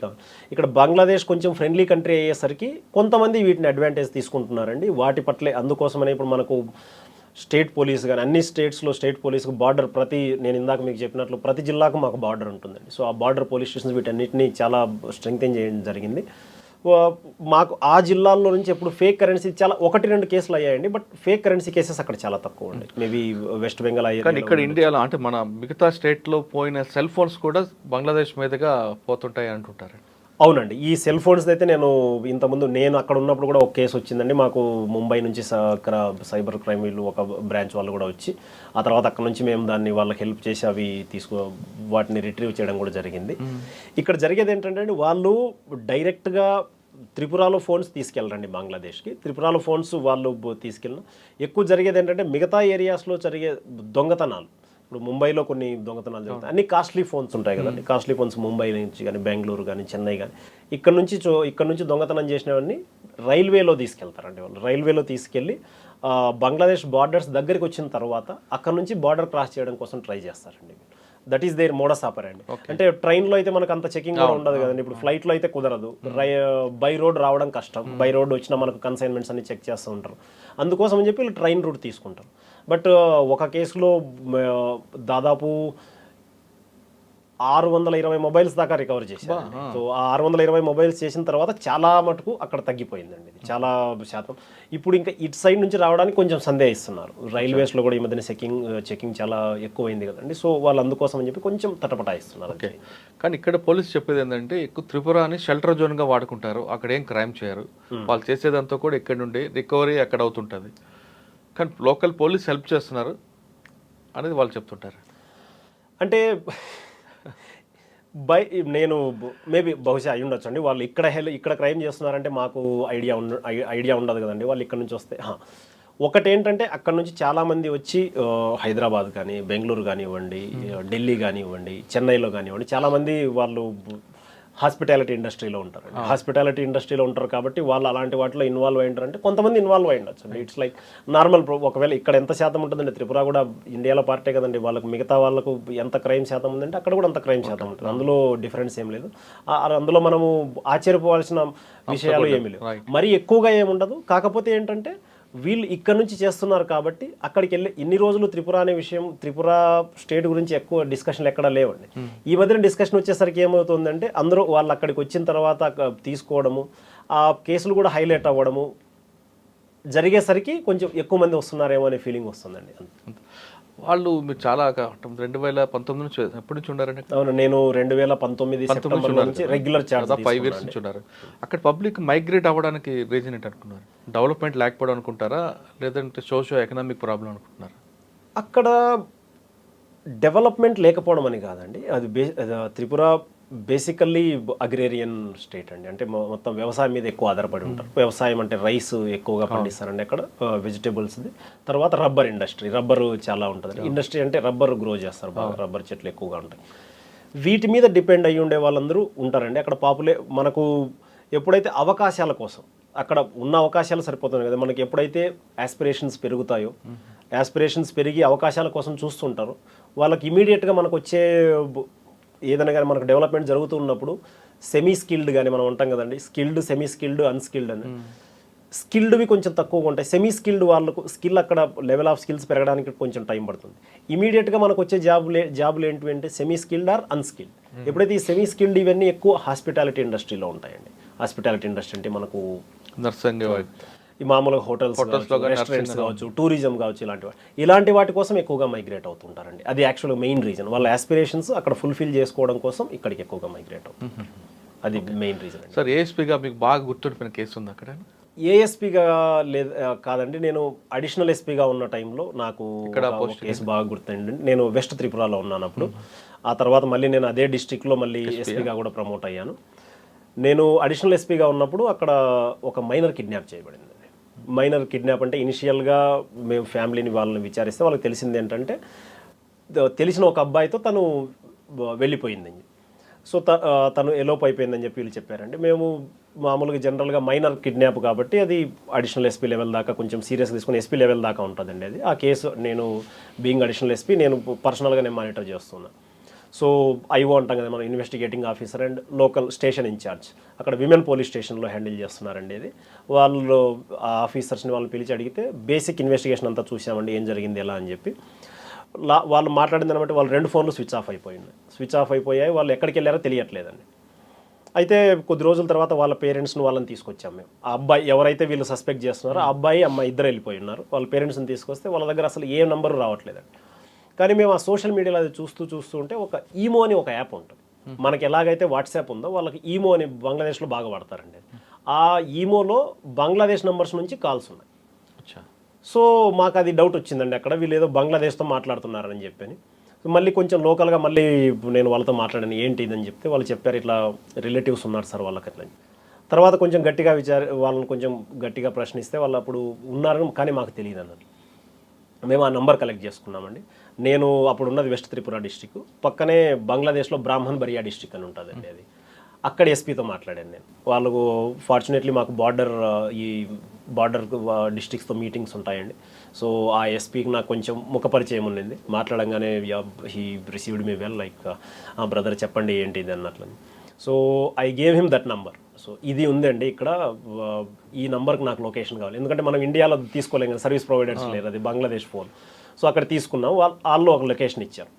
వాళ్ళు ఒక లొకేషన్ ఇస్తే 2-3 రోజులు అబ్జర్వ్ చేసామండి. సో ఆ 2-3 రోజులు నైట్ అదే చోట ఉంటున్నాను. 2-3 రోజులు నైట్ అదే చోట ఉంటే ఇప్పుడు మేము వెళ్ళడానికి లేదు, వాళ్ళు వెళ్ళి పట్టుకున్నా వాళ్ళు రాకపోతే మేము చేయడానికి ఏం లేదు. సో మేమేం చేసామంటే మేము పోలీసులు డైరెక్ట్ అయితే వెళ్ళలేము కాబట్టి వాళ్ళ వాళ్ళ నాన్న ఇంకొక వాళ్ళ చిన్నాన్న వాళ్ళిద్దరిని మాట్లాడి ఫార్మల్గా పాస్పోర్ట్ వీసా వాళ్ళకి ఇప్పించి వాళ్ళని బంగ్లాదేశ్ పంపించామండి. సో వాళ్ళు బంగ్లాదేశ్ వెళ్ళిన తర్వాత వాళ్ళ రిలేటివ్స్ హౌస్ దగ్గర ఒక హోటల్లో ఉన్నారు. వాళ్ళు ఉన్న చోట బ్రాహ్మణ్ బరియా డిస్టిక్లో. సో అక్కడ ఏం జరిగిందంటే మేము వాళ్ళకి పంపించాం, వెళ్ళి ఒకసారి లోకల్ పోలీస్ స్టేషన్ మీరు ఒక నైట్ వెరిఫై చేయండి వాళ్ళు అక్కడ ఉంటున్నారు లేదో, నెక్స్ట్ నైట్ వీళ్ళు పోయి చూస్తారు. ఒక రోజు నైట్ ఇంక ఇది 21 డిసెంబర్లో అనుకుంటాను, 21 డిసెంబర్ నేను ఎస్పీఐ కంటే జస్ట్ ముందు ఆ టైంలో వాళ్ళు వెళ్ళారు. ఒకరోజు వెళ్ళి చూశారు, పోలీస్ లోకల్ కానిస్టేబుల్ వాళ్ళు ఉంటారు కదండి బంగ్లాదేశ్ వాళ్ళు, చూశారు వాళ్ళు ఉన్నారు వచ్చేసారు. So everything was ready. So మేము ఇంకా నెక్స్ట్ రోజు ఒక 10 మంది పోలీసులు అక్కడి మామూలుగా విమెన్ స్టాఫ్ వీళ్ళ అమ్మాయి వాళ్ళ నాన్న చిన్న అందరు వెళ్ళారు. ఆ రోజు వెళ్ళి చూస్తే లేదు. సో వర్ లైక్ అరే ఇదేంట్రా బాబు, ఇంత కోఆర్డినేషన్ చేసి వేరే కంట్రీ వాళ్ళతో కదండి మనకు ఆల్మోస్ట్ ఇంపాసిబుల్. అక్కడ మనకు 0 పవర్ ఉంటుంది అక్కడ. ఇక్కడ వేరే స్టేట్లో అయితే మనకు సేమ్ కంట్రీ కాబట్టి సమ్ పవర్, బికాజ్ ఐపీఎస్లో ఉన్నాం కాబట్టి బ్యాచ్మేట్స్ సీనియర్స్ ఉంటారు. అక్కడ ఏం లేదు. It's but good on his part. ఆ లోకల్ ఎస్పీ బాగా రెస్పాండ్ అయ్యారు. బట్ లాస్ట్ మూమెంట్లో మళ్ళీ మిస్ అయిపోయారు. అక్కడ జరిగింది ఏంట్రా అని చూస్తే అక్కడ వెళ్ళిన కానిస్టేబుల్ ముందు రోజు రెక్కీకి వెళ్ళినప్పుడు అతను యూనిఫామ్లో వెళ్ళాను. మేము ముందే చెప్పున్నాం వాళ్ళకి, ఆ డైరెక్షన్ ఎస్పీ నుంచి లోకల్ లెవెల్కు, బంగ్లాదేశ్లో ఎస్పీ నుంచి లోకల్ లెవెల్కి కూడా పాస్ అయిపోయింది అది. బట్ సమ్హౌ ఆ లోకల్ లెవెల్లో ఆ స్టేషన్లో ఆ కానిస్టేబుల్కి ఆ మెసేజ్ పాస్ అన్నవాళ్ళే. సో కానిస్టేబుల్ వచ్చేసరికి చూసి వాళ్ళకి తెలుసు కదా వాళ్ళు ఇండియా నుంచి పారిపోయినారు కాబట్టి వాళ్ళు వెళ్ళిపోయారు. మళ్ళీ వాళ్ళు ఢాకాకి వెళ్ళిపోయారు. అది ఎక్కడికి వెళ్ళిపోయారో తెలియదు. మళ్ళీ ఇక్కడ మీన్ వైల్ ఇక్కడ ఏం జరుగుతుందంటే ఇండియాలో మమ్మల్ని తీసుకెళ్ళి అసలు మాకు ఇందులో ప్రమేయం ఏం లేదు, పోలీసులు మమ్మల్ని ఇంట్రాగేట్ చేస్తున్నారు, వాళ్ళ జైలుకి వెళ్ళి ఉన్నారండి. ఇక్కడ వాళ్ళ అబ్బాయి వాళ్ళ అమ్మ నాన్నను మేము అరెస్ట్ చేసాం. బికాజ్ వాళ్ళే దీన్ని ముందే తెలుసు వాళ్ళకి వెళ్ళిపోతున్నారని, వాళ్ళే టికెట్లు కూడా కొనిచ్చి వాళ్ళని పంపించేశారు. సో వీళ్ళు హైకోర్టుకి వెళ్ళారు. ఇక్కడ హైకోర్టుకి వెళ్ళి మా మీద ప్రెజర్ వస్తుంది, వీళ్ళని ఎందుకు మీరు అరెస్ట్ చేసి పెట్టారు ఇది అని చెప్పి. ఒక పక్క మేము డీల్ చేస్తున్నానండి, అడిషనల్ ఎస్పీగా నేను మొత్తం చూస్తున్నా కాబట్టి నేనే దీని చేయాలి. దానికి మేము ఇక్కడ రిప్లై ఇస్తున్నాం, లేదు సార్ హైకోర్టుకు they are very much aware అని చెప్పి వాళ్ళకి కాల్ రికార్డ్స్ అవన్నీ ఇచ్చినప్పటికీ వాళ్ళు లేదు మాకు ఇదేం అవ్వట్లేదు, వీళ్ళు మమ్మల్ని అన్నెసరీ మమ్మల్ని కస్టడీలో పెట్టుకున్నారు, మేము ఉండాల్సిన అవసరం లేదు బెయిల్ అని. హైకోర్టు ఒక టైంలో బెయిల్ కూడా ఇచ్చేసింది. వాళ్ళు బెయిల్ ఇచ్చేసిన తర్వాత వాళ్ళు బయటకు వచ్చిన తర్వాత ఇంకా డిఫికల్ట్ అవుతుందండి. వాళ్ళకి అర్థమైపోయింది అంటే మేము రెగ్యులర్గా వాళ్ళని ఎతుకుతున్నాం, మేము ఎవరెవరితో మాట్లాడుతున్నాం అనేది. సో వాళ్ళు అది కూడా ఒక రీజన్ అండి వాళ్ళకి డౌట్ రావడానికి. ఎప్పుడైతే వీళ్ళకి బెయిల్ వచ్చేసిందో వాళ్ళు అక్కడికి పాస్ ఆన్ చేశారు, అరే పోలీసులు రావచ్చు అని చెప్పి. అందుకోసం ఆ ముందు రోజే ఇది జరిగేసరికి వాళ్ళు పారిపోయారు. సో ఆ లోకల్ ఎస్పీ కూడా చాలా ఫేర్, జగదీష్ ఇంతకంటే మేమేం చేయగలమని చెప్పి. సార్ మళ్ళీ ఇంకొక 10 రోజులు టైం పట్టింది. ఆలోపు దాదాపు 22 జనవరి వచ్చేసిందండి. చలికాలం చాలా ఇంటెన్స్గా చలి ఉంటుంది. ఆ లేట్ నైట్ ఆ లొకేషన్స్ అవి ట్రాక్ చేయడం కోసం కానీ, లేదు ఆ లోకల్ ఏరియాలో ఇంటెలిజెన్స్ కలెక్ట్ చేయడం కూడా ఆ పోలీసులు కూడా అంతగా మనం ఇబ్బంది పెట్టలేము. ఇబ్బంది ఏంటి అసలు, మనం వాళ్ళ రిక్వెస్ట్ మాత్రమే చేయగలం, ఇంకేం చేయలేము. మళ్ళీ చూడంగా వాళ్ళ దగ్గర ఇంకొక నెంబర్ దొరికిందండి. మళ్ళీ ఆ నెంబర్ దొరికితే సేమ్ మళ్ళీ ఒకసారి ఆయన రిక్వెస్ట్ చేశాము, సార్ ఇట్లా ఇదని చెప్తే వీఆర్ రియల్లీ ఫార్చునేట్. యాక్చువల్లీ ఆ టైంలో నేను చాలా లక్కీ అనుకుంటానండి. వాళ్ళు హీ రెస్పాండెడ్ ఎవ్రీ టైం. మళ్ళీ ఒక 4-5 రోజులు తీసుకున్నాను. చూస్తే సేమ్ ఢాకాలో ఒక హోటల్లో చూపిస్తే మళ్ళీ ఆ బ్రాహ్మణ్ బరియా నైబరింగ్ డిస్ట్రిక్ట్ ఎస్పీ అక్కడ ఎస్పీతో మాట్లాడి సార్ ఈసారి మాత్రం మనం రెక్కీలు ఇలాంటివి ఏమొద్దు, వి విల్ డైరెక్ట్లీ స్ట్రైక్, ఉందంటే దొరుకుతారు లేదంటే ఇంక మనం ఏం చేయలేము దానికి అని చెప్పి. ఢాకాలో జనవరి 6th January 6th or 26 exact ఆ డేట్ గుర్తు రావట్లేదు నాకు. సో జనవరి 20 మా లొకేషన్ చూసి డైరెక్ట్లీ వీళ్ళ చిన్నాన్న నాన్న వీళ్ళిద్దరిని ఇక్కడి నుంచి ఆ 10-15 రోజులు వాళ్ళు బంగ్లాదేశ్లోనే పెట్టామండి. బేర్ యువర్ ఎక్స్పెన్సెస్, మీరు ఎలాగోలా ఉండండి అని చెప్పి. So he was well of person, ఆయనకు అదా ఫైనాన్షియల్గా ఏం ప్రాబ్లమ్స్ లేవు. సో హీ వెంట్ టు ఢాకాలో వెళ్ళి మనకు 4-5 రోజులు ఉన్నారు. ఎప్పుడైతే లొకేషన్ కన్ఫర్మ్ అయిందో ఆ ఢాకా వాళ్ళతో ఈ బ్రాహ్మణ్ బరియా ఎస్పీనే మళ్ళీ అక్కడి కమిషనర్ వాళ్ళతో మాట్లాడి ఒక 10 members టీం ఇచ్చారండి. పోయి డైరెక్ట్ హోటల్ని సరౌండ్ చేసి రాత్రి అరౌండ్ అర్లీ మార్నింగ్ అనుకోండి 1:30-1:35 చూస్తే వాళ్ళ హోటల్లో ఉన్న ఇద్దరిని పట్టుకున్నామండి. వాళ్ళిద్దరిని పట్టుకోవడం ఒక ఎత్తు, వాళ్ళని మళ్ళీ ఇప్పుడు ఇండియాకి ఎలా తీసుకురావాలి, ఎందుకంటే వాళ్ళు ఇమిగ్రేషన్ ప్రోటోకాల్స్ అవి ఉంటాయి, ఎలా తీసుకురావాలని చెప్పి. అమ్మాయి అయితే తీసుకురావచ్చు because she is a minor, వాళ్ళు నాన్న తీసుకొని రావచ్చు లోకల్లో. అబ్బాయిని ఎలా తీసుకురావాలని చెప్తే మళ్ళీ ఇక్కడి నుంచి అప్పుడు ఇక్కడ లోకల్ సోషల్ వాళ్ళు కానీ వాళ్ళ కమ్యూనిటీ హెడ్ కానీ బాగా హెల్ప్ చేశారండి. మీరు ఇలా చేస్తే మొత్తం మన కమ్యూనిటీకి చెడ్డ పేరు వస్తుందని చెప్పి వాళ్ళ మీద కొంచెం ఒత్తిడి తీసుకొస్తే, వాళ్ళ అబ్బాయిని ఒత్తిడి తీసుకొస్తే మొత్తం 4 ఇక్కడికి వచ్చారండి. 4 వాళ్ళని బంగ్లాదేశ్ ఇది బై రోడ్ తీసుకొచ్చాము మేము. అఖౌరా చెక్ పోస్ట్ అని ఉంటుంది, చెక్ పోస్ట్ నుంచి ఇటు సైడ్ వచ్చామండి. ఇంత జరిగిన తర్వాత అమ్మాయి వెనక్కి వచ్చేసింది, ఆ అబ్బాయి ఎవరైతే ఇన్వాల్వ్ అయినారో అక్యూజ్డ్ అరెస్ట్ అయిపోయాడండి. ఇది అతను మొత్తం మా స్టేషన్కి వచ్చాడు, తర్వాత నా ఆఫీస్కి వచ్చి మొత్తం అందరికి స్వీట్లు పంచారు. సార్ అసలు మేము వెనక్కి వస్తుంది అనుకోలేదండి. రియల్లీ ఒక అమ్మాయిని రికవర్ చేసి తీసుకురావడంలో, అది బంగ్లాదేశ్ నుంచి తీసుకురావడంలో ఈ రోజుకు నేను ఐ థింక్ ఇప్పటి వరకు అయితే నేను చేసిన వాటిలో one of the best case అండి అది. నేను డైరెక్ట్గా కేసు డీల్ నేను సూపర్వైజ్ నేనే చేశాను కాబట్టి I'm really happy for that. ఇదైతే ఆ తర్వాత హైకోర్టులో ఉంది కదండి కేసు, హైకోర్టులో మళ్ళీ ప్రొడ్యూస్ చేసిన తర్వాత హైకోర్టు ఆన్ రికార్డ్ రాసిందండి. జడ్జిమెంట్ కాపీ కూడా ఉంది, అది I will give it to you. Case గురించి మాట్లాడండి, ఈ అబ్బాయి తీసుకెళ్ళాడు ఇదంతా, it has been proved beyond a doubt, so that person maybe as per law తనకు పనిష్మెంట్ అది ఇవ్వచ్చు అని చెప్పి. అప్పటికి ఇంకా కేసు పూర్తి అవ్వలేదు కాబట్టి ఛార్జ్ షీట్ చేయండి, తర్వాత జరుగుతుంది.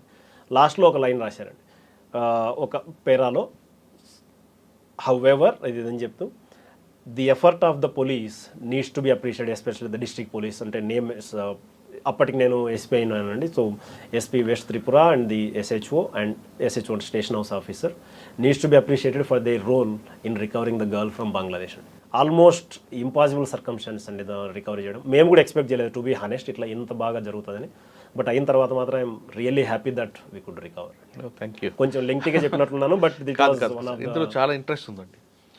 ఒక అమ్మాయి తప్పిపోయింది అన్న కేసులో చాలా మంది ఏమంటారు, ఎల్లోపెంట్ నీ కూతురు ఎవరితో వెళ్ళిపోయిందో అనే. అవునండి, అది సాధారణంగా వచ్చేదే. కానీ మీరు అంత సీరియస్గా తీసుకున్నారు, అబ్బాయితో వెళ్ళిపోయింది. ఎందుకు అంత తీసుకున్నారండి? సాధారణంగా అమ్మాయి వెళ్ళిపోతే ఎక్కడైనా హ్యూమన్ ట్రాఫికింగ్ అయిందేమో భావనలో కొంతమంది ఉంటారు, కానీ అబ్బాయితో వెళ్ళిపోయిన విషయం మీకు తెలుసు. కానీ పర్టికులర్గా ఎందుకు ఆ కేసు మీద మీరు అంత ఎఫర్ట్ పెట్టాల్సి వచ్చింది? అంటే మీరు చేసిన పని మంచిదే, కానీ ఎందుకు అంత పెట్టాల్సి వచ్చింది? అంటే వాస్తవంగా అంటే మొదట్లో మేము కూడా అదే అనుకున్నాం అండి, కింద నుంచి వచ్చిన రిపోర్ట్ కూడా అదే, సార్ తెలిసిన అబ్బాయితోనే వెళ్ళిపోయింది. బట్ కొంచెం లోతుగా వెళ్ళి పరిశీలించేసరికి తెలిసిన అబ్బాయి వెళ్ళిపోయింది, కానీ అతనికి ఇంతకు ముందే 2-3 అఫైర్లు ఉండడం, అవన్నీ చూసిన తర్వాత మాకేమనిపించిందంటే ఇది హ్యూమన్ ట్రాఫికింగ్ కాకపోవచ్చు, కానీ తను ఖచ్చితంగా ఆ అబ్బాయి చేతిలో మోసపోతుంది, అట్లీస్ట్ దాన్ని అయితే మనం ఆపగలమని చెప్పి. Okay okay. కంటిన్యూస్గా ప్లస్ మనకు వాళ్ళు లోకల్ ఏరియాలో కూడా వాళ్ళు నాకు అందరూ వ్యక్తిగతంగా కూడా పరిచయం ఉండటం, వాళ్ళతో నేను మాట్లాడుతున్నప్పుడు వాళ్ళతో నేను ఫీడ్బ్యాక్ తీసుకున్నప్పుడు, లేదు సార్ తను చాలా మంచిది, ఈ అబ్బాయి మాయమాటలు చెప్పి తీసుకెళ్ళాడు, ఇంకా వాళ్ళ నాన్న ఆస్తి మీద అతను కన్నేసాడు, ఇలాంటివన్నీ ఎప్పుడైతే వచ్చాయండి నాకు అనుమానం వచ్చింది. ఎందుకంటే వీళ్ళు ఇది ఖచ్చితంగా మోసపోతున్న కేసు అని చెప్పి. ప్లస్ వాళ్ళ అబ్బాయి తీసుకెళ్ళి బంగ్లాదేశ్కి తీసుకెళ్ళి ఉండటము, లేదు నిజంగా వాళ్ళకి ఏదన్నా పెళ్లి చేసుకోవాలని అట్లుందంటే ఇండియాలోంచి వేరే స్టేట్కి వెళ్ళి వాళ్ళు పెళ్లి చేసుకోవచ్చు, లేదంటే ఇండియాలోనే పెళ్లి చేసుకోవచ్చు వాళ్ళు. అంటే వాడు బ్యాడ్, ట్రాక్ రికార్డ్ బ్యాడ్ ఉందని ట్రాక్ రికార్డ్ బ్యాడ్గా ఉంది. కొంచెం ఇన్వెస్టిగేషన్కి వెళ్తే అర్థమైపోయింది. మనం ఇది నేను జనరల్గా మీరు కూడా ఇప్పుడు మెచ్యూరిటీ కదా, మనకు ఒక ఏజ్ వచ్చిన తర్వాత తెలిసిపోతుంది ఇది యాక్చువల్గా ఎలోప్మెంట్ కేసు అంటే ఇద్దరు కలిసి ఇష్టపూర్వకంగా వెళ్ళారా, లేదంటే ఒకరు ఇంకొకరిని మోసం చేసి తీసుకెళ్లారా అన్న.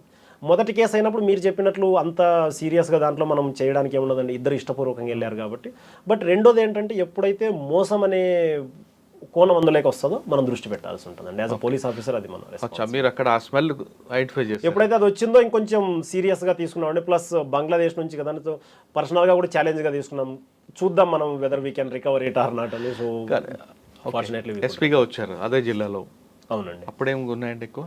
ఫస్ట్ అండి అసలు త్రిపురలో గత 25 ఏళ్లలో అది క్యాపిటల్ డిస్ట్రిక్ట్ అండి. క్యాపిటల్ డిస్ట్రిక్ట్లో అడిషనల్ ఎస్పీ నుంచి ఎస్పీగా ప్రమోషన్ అంటే ఫస్ట్ డిస్ట్రిక్ట్ ఎవరికి ఇవ్వలేదండి. So even I was surprised. అంటే మేబీ ఈ కేసు వల్ల కావచ్చు, లేదంటే ఇంకా 2-3 ఇన్స్టెన్సెస్ జరిగాయండి. సో వీటి వల్ల సీఎం సార్ బహుశా ఈజ్ ఫిట్ ఫర్ దట్ అని ఉండొచ్చు. 25 ఏళ్ళు ఎవరికి ఇవ్వలేదండి ఆ పోస్టింగ్ ఇచ్చారు. I was really happy. So ఎప్పుడైతే ఇచ్చారో మనకు ఒకటేసారి అంత గురుతర బాధ్యత అంటారు కదండి, మనం ఎక్స్పెక్ట్ చేయలేదు, మనకి ఇచ్చారు. బట్ చాలా దీన్ని ఖచ్చితంగా బాగా చేయాలని చెప్పి మన బాధ్యతను ఖచ్చితంగా నిర్వర్తించాలని నేను అనుకున్నాను అండి. ఛాలెంజెస్ అయితే సేమ్, నేను అప్పటిదాకా వన్ ఇయర్ నేను ఆల్రెడీ అడిషనల్ ఎస్పీగా చేసి ఉన్నాను కాబట్టి ఆ రెస్పాన్స్ అక్కడెక్కడ ఎలాంటి ఛాలెంజెస్ ఉన్నాయి, రాజకీయ సమీకరణాలు ఎలా ఉన్నాయని కానీ సమాజంలో ఉన్న పరిస్థితుల పట్ల నాకు అవగాహన ఉందండి. ఎక్కువ ఈ క్రైమ్ అగెనిస్ట్ ఉమెన్ ప్లస్ ఆ ఎన్డీపీఎస్ మీద అండి, ఈ రెండింటి మీద మెయిన్ ఫోకస్ ఉంది. బట్ క్యాపిటల్ డిస్ట్రిక్ట్ అయ్యేసరికి వీఐపీ మూవ్మెంట్ కూడా ఎక్కువగా ఉంటుంది అక్కడ. సీఎం, గవర్నర్, మొత్తం స్టేట్ పవర్ అంతా అక్కడే కాన్సన్ట్రేట్ అయి ఉంటుంది కదండి. కాబట్టి ఇవి కూడా అన్నీ మనం మేనేజ్ చేసుకోవాల్సి ఉంటుంది. చాలా మంచి ఎక్స్పీరియన్స్ అండి. It was challenging. Almost morning 7కి స్టార్ట్ అవుతుందండి అక్కడ. మార్నింగ్ 7కి స్టార్ట్ అయితే ఇంకా నైట్ ఎప్పుడు ఫోన్ ఆఫ్ అవుతుందో కూడా తెలియదు. కొద్ది రోజుల తర్వాత ఎలా అయిపోతుంది, ఇట్లా మాట్లాడుతుంటే కూడా ఫోన్ సైడ్ చూస్తాను, ఏదో ఫోన్ రింగ్ అవుతున్న ఫీలింగ్ వచ్చింది. ఫర్ అబౌట్ 9-10 months కంటిన్యూస్లీ అదే పని. My family was ever taking the maximum heat అన్నట్లు. అంటే నేను మాట్లాడేవాడిని కాదు, ఎవరు వచ్చినా ఫోన్ అని. మార్నింగ్ 7కి ఉంటుందండి యాక్చువల్గా, 7 to 8.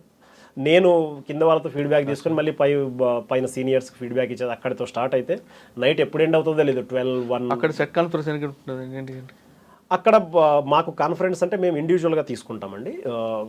ఎన్ని పోలీస్ స్టేషన్ అంటే మీకండి? నా కింద 16 ఉండేవండి అప్పుడు. 16 ఇండిపెండెంట్గా తీసుకుంటానండి నేను. ఒక కాన్ఫరెన్స్లో తీసుకుంటాం, బట్ కాన్ఫరెన్స్ రెగ్యులర్గా అవసరమైతే తీసుకుంటామండి. బట్ ఇండివిజువల్గా ఫీడ్బ్యాక్ తీసుకొని ఆ తర్వాత ఇంపార్టెంట్ కేసెస్ అండి, కేసెస్ అయితే చాలా ఉన్నాయి మనకు. ఇంపార్టెంట్ కేసెస్ని మనం సీనియర్స్ సార్ ఇది అన్నట్లు మనం బ్రీఫ్ చేస్తాం. సార్ మీరు మార్నింగ్ 7 o'clockకి స్టార్ట్ చేస్తే ఎక్కువ డిఎస్ఆర్ ఏమొస్తుంటాయండి? ఓకే, మేము సిచ్యువేషన్ రిపోర్ట్ అంటామండి. సో సారీ, ఇక్కడ డిఎస్ఆర్ అంటారు, మేము సిట్రేప్ అంటామండి, సిచ్యువేషన్ రిపోర్ట్. బేసికల్గా మాకు ముందు రోజు రాత్రే కంట్రోల్ రూమ్ నుంచి మెసేజ్ వచ్చేస్తుందండి, లేట్ నైట్ సార్ ఇవి కేసెస్ ఉన్నాయి ఇదేంటని. మనకు అప్పుడే ఒక అవగాహన వచ్చేస్తుంది ఏవేవి ఇంపార్టెంట్ ఉన్నాయి ఇదని చెప్పి. ఆ ఇంపార్టెంట్ కేసు మీద రాత్రే మాట్లాడేస్తాం, బట్ మార్నింగ్ ఒకసారి మళ్ళీ బ్రీఫ్ తీసుకుంటాం, ఏమన్నా నైట్ ఏమైనా డెవలప్మెంట్స్ ఉన్నాయా అని. ఇది కాకుండా రాత్రిపూట మళ్ళీ ఏమన్నా నైట్ ఏదైనా జరిగిందనుకోండి, ఏదైనా విఐపి సెక్యూరిటీ దాని మీద కావచ్చు, లేదంటే ఏదైనా హీనస్ క్రైమ్స్ అలాంటివి కావచ్చు, లేదంటే లార్జ్ స్కేల్ డ్రగ్స్ సీజర్స్ అలాంటివి కావచ్చు, వీటి మీద ఎక్కువ ఫోకస్ చేస్తూ ఉంటామండి. లేదంటే నార్మల్ బ్రీఫింగ్ జరుగుతూ ఉంటుంది అంతే అండి. ఎక్కువ ఏమేమి కనిపిస్తుంటాయండి? అంటే 376 ఉంటాయా, లేదా ఎన్డీపీసీ ఉంటుందా, 354 ఉంటాయా, 324 ఉంటుందా, 325 ఉంటాయా? ఎక్కువ ఎన్డీపీఎస్ అండ్ 325 అండి, hurt and assault cases. Fortunately in ఆ పరంగా చూసుకుంటే ఐ ఫీల్ హ్యాపీ. త్రిపురలో అవి చాలా తక్కువ ఉంటాయండి. 376 పోక్సో కేసెస్ తక్కువ ఉంటాయి. 354B ఉంటుందండి మా మాలెస్టేషన్, అది ఈవ్ టీజింగ్ కూడా చాలా తక్కువ ఉంటుంది. మాలెస్టేషన్ అలిగేషన్స్ అవి ఉంటాయండి, బట్ మిగతా కొంచెం తక్కువ. ఇప్పుడు కొంచెం పోక్సో అవి కూడా 1-2 వస్తున్నాయి, but compare to other states or other places relative తక్కువ ఉంటుంది. అచ్చా, మీకు కింద స్థాయి సిబ్బంది సపోర్ట్ చేస్తుంటారా? ఎక్కడో సౌత్ ఇండియా నుంచి వచ్చారు అని ఫీలింగ్ ఉంటుందా? లేదు మిమ్మల్ని ఓన్ చేసుకొని వాళ్ళు? అలా ఎప్పుడూ లేదండి. మనకు ఐపీఎస్లోనే ఉంది కదండి, ఇది పేరులోనే ఉంది ఇండియన్ పోలీస్ సర్వీస్ అని. I don't. కానీ కొన్ని స్టేట్లో వాళ్ళు ఓన్ చేసుకోరు కదండి, మన స్టేట్ కాదు అనే ఒక ఫీలింగ్ చూపిస్తుంటారు. నేనైతే ఎక్కడ అట్లా ఫీల్ అవ్వలేదండి. మేబీ 1-2 చోట్ల ఏమైనా ఉందేమో నాకు తెలియదు. నేను ఇంటరాక్ట్ అయిన వాళ్ళు అందరితో, మా బ్యాచ్మేట్లు అందరితో కూడా, త్రిపురలో ఉన్నది మెజారిటీ ఉన్నది అక్కడ ట్రైబల్ పాపులేషన్, బెంగాలీ పాపులేషన్ కాబట్టి వాళ్ళు ఇద్దరూ ఆఫీసర్ బయట సైడ్ నుంచి వెళ్ళిన ఆల్ ఇండియా సర్వీస్ ఆఫీసర్స్ని అంటే వాళ్ళ ఒక భాగం లాగానే చూస్తారండి. అలా ఎప్పుడు మేము బయట వాళ్ళం అనే ఫీలింగ్ ఎప్పుడు రాదు. వాళ్ళని చూసినప్పుడు కూడా మనం it is an integral part of India, అందరితో మనం కలిసే ఉన్నామనే ఫీలింగే ఉంటుందండి. బయట వాళ్ళమనే మనం ఎలినేటెడ్గా ఎప్పుడు ఫీల్ అవ్వమండి. అచ్చా, అలా సార్ మార్నింగ్ సెట్ కాన్ఫరెన్స్ అయిపోతుంది, తర్వాత మీరు రెగ్యులర్ ఉంటాయి కదా. అవును. అక్కడ ఒకవేళ నైట్ ఏదో ఒక మేజర్ కేసు అయింది అనుకోండి, 325లోనే ఎవరికో పట్టుకొచ్చారు, మేము మీ వాళ్ళు తీసుకొచ్చారు, పొలిటికల్ ప్రెజర్ ఉంటుంది అక్కడ, వాడిని పంపించండి అని? చాలా తక్కువ అండి. ఇక్కడ ఏంటంటే మనకు జనరల్గా ఏదైనా మరీ సెన్సిటివ్ కేసెస్ అయితే ఇలా ఉంది అలా ఉంది అని మనకి ఏదైనా ఇన్ఫర్మేషన్ ఉంటుందేమో, కానీ లేదంటే నార్మల్గా మనం డే టు డే యాక్టివిటీలు ఏదైనా కేసు చేసినప్పుడు ఇలాంటి వాటప్పుడు అలాంటిది ఏం జరగదండి. ఇంకా అంటే పోలీసింగ్లో పొలిటికల్ ఇంటర్ఫరెన్స్ ఉంటుందా ఉండదు అక్కడ? చాలా తక్కువ అండి. ట్రాన్స్ఫర్ విషయంలో కానీ లేదా వేరే విషయంలో కానీ? లేదండి, అలాంటిది ఏమి ఉండదు. ఒకటి ఏంటంటే ఒకవేళ ట్రాన్స్ఫర్ విషయంలో ఎవరన్నా కానీ, ఇప్పుడు నేను ఎస్పీగా ఉన్నానండి, నా దగ్గర 2-3 రిక్వెస్ట్ తీసుకొని వస్తారు, సార్ ఇది చూడండి అన్నట్లు అని చెప్పి, అంతవరకే ఉంటుంది. మీరు కుదిరితే చూడండి అన్నట్లే ఉంటుంది, కానీ మీరు ఖచ్చితంగా ఇది చేయాల్సి ఉంటుంది అనేది లేదండి. ఇంతవరకు నేను 3 years అవుతుంది ఆల్మోస్ట్ ఎస్పీగా తీసుకొని. నేను చేసిన ఏ ట్రాన్స్ఫర్ పట్ల కానీ కొంతమంది డిసప్పాయింట్మెంట్ ఉండిండొచ్చు, లేదు సార్ ఇది కుదరదు మీరు మార్చాలన్నట్లు, అట్లా ఎప్పటికీ రాలేదండి. అన్నీ కూడా ఆఫీసర్ పోస్టింగ్లే, ఆఫీసర్స్వి కావచ్చు, కానిస్టేబుల్స్వి కావచ్చు, ఏదైనా కానీ మనం ఆఫీసర్ డెసిషన్ మేకింగ్ మీద నడుస్తుందండి. అవును, అసలు పొలిటికల్ వాళ్ళది ఇన్వాల్వ్మెంట్ ఉండదు. ఇన్వాల్వ్మెంట్ ఉండదు డే టు డే యాక్టివిటీస్లో ఎప్పటికీ లేదండి. ఏదైనా ఉంటే మరీ సెన్సిటివ్గా ఉంది అంటే ఇలా ఇది చూడండి సార్ కొంచెం అన్నట్లు అని చెప్పి రిక్వెస్ట్ వస్తుంది, అది మామూలుగా వస్తుందండి, అంతకుమించి ఇంకెక్కడ లేదు. అలాంటిది ఫస్ట్ పోస్టింగ్ చేశారు కదా మీరు, వీవీఐపీ మూవ్మెంట్ ఎక్కువ ఉంటుంది అంటారు. సాధారణంగా మా దగ్గర కొన్ని ప్రాంతాల్లో వీవీఐపీ ఉన్నారంటే వస్తున్నారంటే 3 గంటల ముందే అక్కడ రోడ్డు మీద ఉండి వాడిని చాలా ఇబ్బంది పడుతుంటారు. అంటే ఒక మెన్ కానిస్టేబుల్ అక్కడికి వచ్చి 3 గంటల ముందు నుండే ఉంటాడు, ఆ సర్వీస్ ఆ రోజంతా ఎనర్జీ అంతా వేస్ట్ అయిపోతుంది. మీ దగ్గర కూడా అలాగే ఉంటుందా, లేదు వీఐపీ ముచ్చిన ఒక 1/2 hour బిఫోరే ఉంటుందా? ఇది 1/2 hour 3 hours అనేది కాదండి, మనకున్న షెడ్యూల్ ప్రకారం డిపెండ్ అవుతుందండి. ఇప్పుడు ఇక్కడ మనం మీరు హైదరాబాద్లో ఉన్నారు, హైదరాబాద్లో నేను అక్కడ క్యాపిటల్ సిటీ అగర్తలాలో ఉన్నాను అనుకోండి, మనకు సీఎం సార్ మూవ్మెంట్ ఎలా ఉంటుంది, ఎక్కడి నుంచి ఎక్కడికి వెళ్తారని ఆల్రెడీ తెలిసిపోయి ఉంటుంది. ఇక్కడ మనకు 2-3 గంటల నుంచి చేయాల్సిన అవసరం ఉండదు. మీరు హైదరాబాద్లో చూసినారు కదా, మనకి ఎప్పుడు 2-3 గంటలు ఎప్పుడు ఆపరు. మన సీఎం గారి ట్రాఫిక్ ఆపుతారని కాదండి, నాకు అర్థమైంది. మీరు కానిస్టేబుల్ మనకు స్టాఫ్ లోవర్ స్టాఫ్ను కూడా ఇక్కడ చూడండి, ఎప్పుడైనా కానీ విత్ ఇన్ హైదరాబాద్ ఉన్నప్పుడు ఇది రొటీన్ యాక్టివిటీ కాబట్టి ఇక్కడ అంతా సెట్ ప్రోటోకాల్స్ ఉంటాయి కాబట్టి ఇక్కడ ఎప్పుడు 3 hours ముందర కానీ 4 hours ముందర కానీ డిప్లాయ్ చేయరు. మీరు చూసే ఉంటారు, ఇక్కడ నేను పర్సనల్గా కూడా చూశాను, ఇక్కడ ఎప్పుడు చేయరు. బట్ ఎప్పుడైతే రూరల్ ఏరియాస్లోకి వెళ్తుందో, ఎప్పుడైతే అవుట్ సైడ్ క్యాపిటల్ సిటీ వెళ్తుందో మనకు ఖచ్చితంగా అవగాహన ఉండదండి. అప్పుడు మనకు షెడ్యూల్ సపోజ్ మార్నింగ్ 11కి విజిట్ చేస్తారన్నారు అనుకోండి, 11కి విజిట్ చేస్తారంటే అట్లీస్ట్ 1.5 hour బిఫోర్ మన ఫోర్స్ డిప్లాయ్ అయి ఉంటుంది మేము చూసుకునే దాన్ని బట్టి. ఒక్కొక్కసారి లేట్ అయిందనుకోండి, లేట్ అయిందంటే సీఎం సార్కి వేరే షెడ్యూల్ వలన లేదంటే ఇంకొక ఏదైనా మీటింగ్ ఎక్స్టెండ్ అవ్వడం వల్ల లేట్ అయ్యే ఛాన్సెస్ ఉంటాయి, అది సాధారణం అండి. దాన్ని బట్టి లేట్ అవుతుందేమో కానీ అండి, బట్ ఇన్ జనరల్ పోలీస్ అక్కడే కాదండి, ఎక్కడైనా ఇండియాలో ఎక్కడైనా కూడా ఒక ప్రోటోకాల్ ప్రకారమే ఉంటుంది. అందులో ఒక 1/2 hour అటు ఇటు ఉండొచ్చండి. వాళ్ళు కింద వాళ్ళు 3-4 గంటలు నిలబెట్టాలనేది మా ఉద్దేశము కాదు, అట్లా నిలబెట్టి ఉండాలని రాజకీయ నాయకులు ఎవరు అలా కోరుకోరు. సందర్భం బట్టి అలా జరిగి ఉండొచ్చేమో, కానీ మీరు కోరుకోరు. కానీ కొంతమంది ఆఫీసర్లు పొలిటీషియన్ యొక్క మెప్పు పొందాలని ఉదయం 3 గంటలకు నిల్చోబెడతారు, ఎప్పుడో సాయంత్రం విత్డ్రా చేస్తుంటారు. ఏమో నేనైతే నాకెప్పుడు అలా చేయమని కూడా ఎవరు చెప్పలేదండి, బట్ మేము కూడా చేయమంటే అందరూ people are matured enough. Sir first posting తర్వాత ఎక్కడికి వచ్చారండి? నేను ఫస్ట్ పోస్టింగ్ తర్వాత సిపాయి జిల్లాకి వెళ్ళాను. ఇప్పుడు నేను అక్కడ ఆల్మోస్ట్ 2 years అవుతుంది.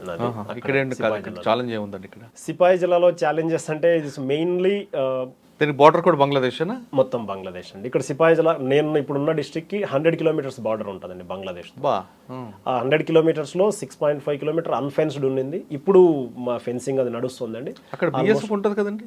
బిఎస్ఎఫ్ ఉంటుంది. 3 kilometers ఇప్పుడు ఇంకా బార్డర్ అన్ఫెన్స్డ్ ఉందండి. అన్ఫెన్స్డ్ అంటే మీరు అది దీన్ని నమ్మాలంటే మీరు చూస్తే కానీ నమ్మలేరు అలాంటి పరిస్థితి అనమాట. మీరు ఒక అడుగు బంగ్లాదేశ్లో ఒక అడుగు ఇండియాలో ఉంటుంది, అట్లుంటుంది లిటరల్గా అట్లుంటుంది. ఆ బార్డర్ పిల్లర్ దగ్గర తీసింది, మేము ఎలక్షన్స్ అప్పుడు అవి వెళ్తుంటాం కదా, ఒక కాలు ఇండియాలో ఒక కాలు బంగ్లాదేశ్లో పెట్టి ఫోటో కూడా తీసుకుంటాం. అక్కడికి వచ్చిన వాళ్ళు కూడా చాలామంది ఎలక్షన్ అబ్జర్వర్స్ వస్తారు కదండి, అది ఎలక్షన్ కోసం అబ్జర్వర్స్ వచ్చిన వాళ్ళు కూడా అరే వాళ్ళు కూడా ఎప్పుడు చూడలేదు ఇది పేపర్లో మనం చదివి ఉంటాం కానీ సివిల్స్కి అప్పుడు, బట్ ఇలా జరిగింది ఇది ఏంటని చెప్పి. That is the major challenge. ఎందుకంటే మీరు ఇండియాలో బంగ్లాదేశ్లో మేము పోలీసులు ఉన్న వాళ్ళు ఇప్పుడు ఇండియా వాడు బంగ్లాదేశ్లోకి పారిపోతే మేమేం చేయలేరు, ఎందుకంటే వాళ్ళు ఇటుపక్క రావచ్చు, వాళ్ళు ఏం చేయలేరు. So that is one major challenge.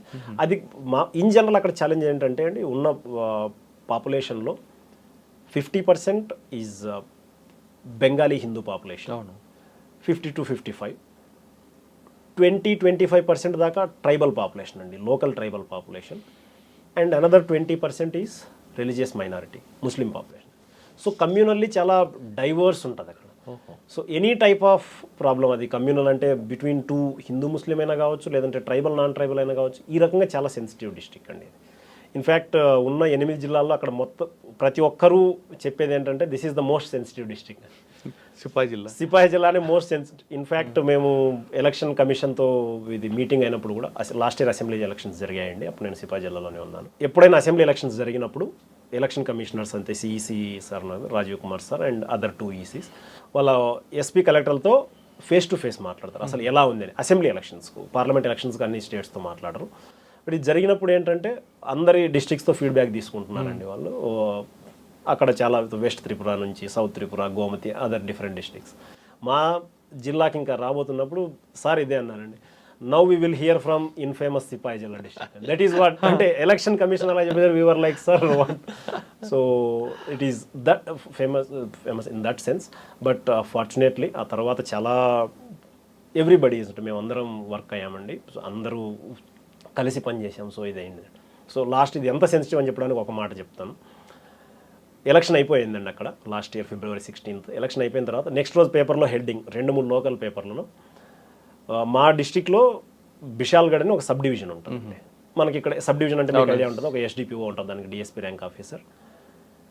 బిషాల్గఢ్తో పాటు త్రిపుర మొత్తం పోలింగ్ ప్రశాంతమైంది.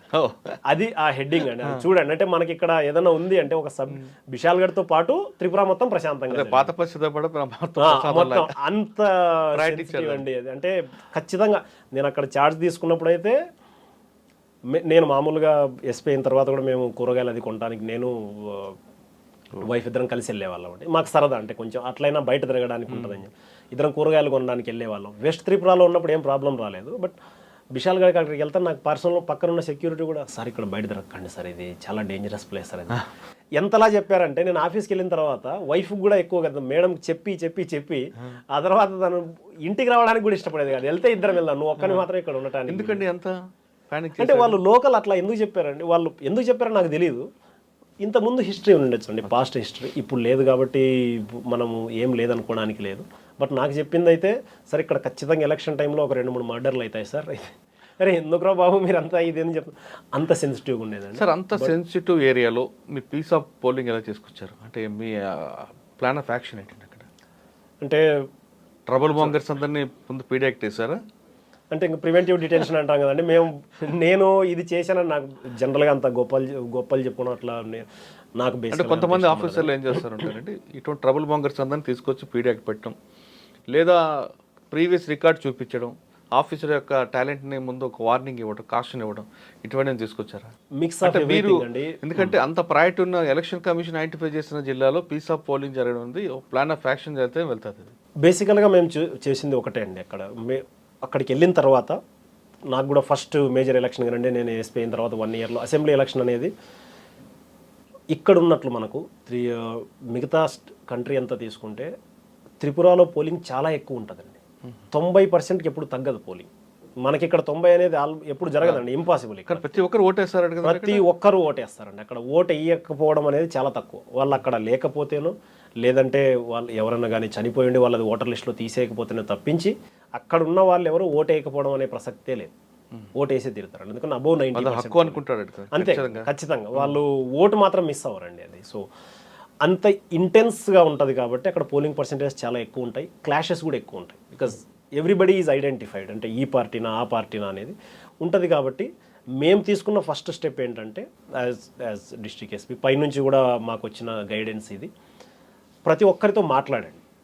అన్ని పొలిటికల్ పార్టీ వాళ్ళని తీసుకొని ఏంటి అసలు ఫస్ట్ సమస్యలు ఏంటి, మీరు ఇలా కొట్టుకోవడానికని కానీ మీ దృష్టిలో సున్నితమైన ప్రాంతాలు ఏంటి, మెయిన్ పాయింట్ మీరు ఎక్కడెక్కడ మీకు ఇబ్బంది అవుతుంది అనుకున్నారు.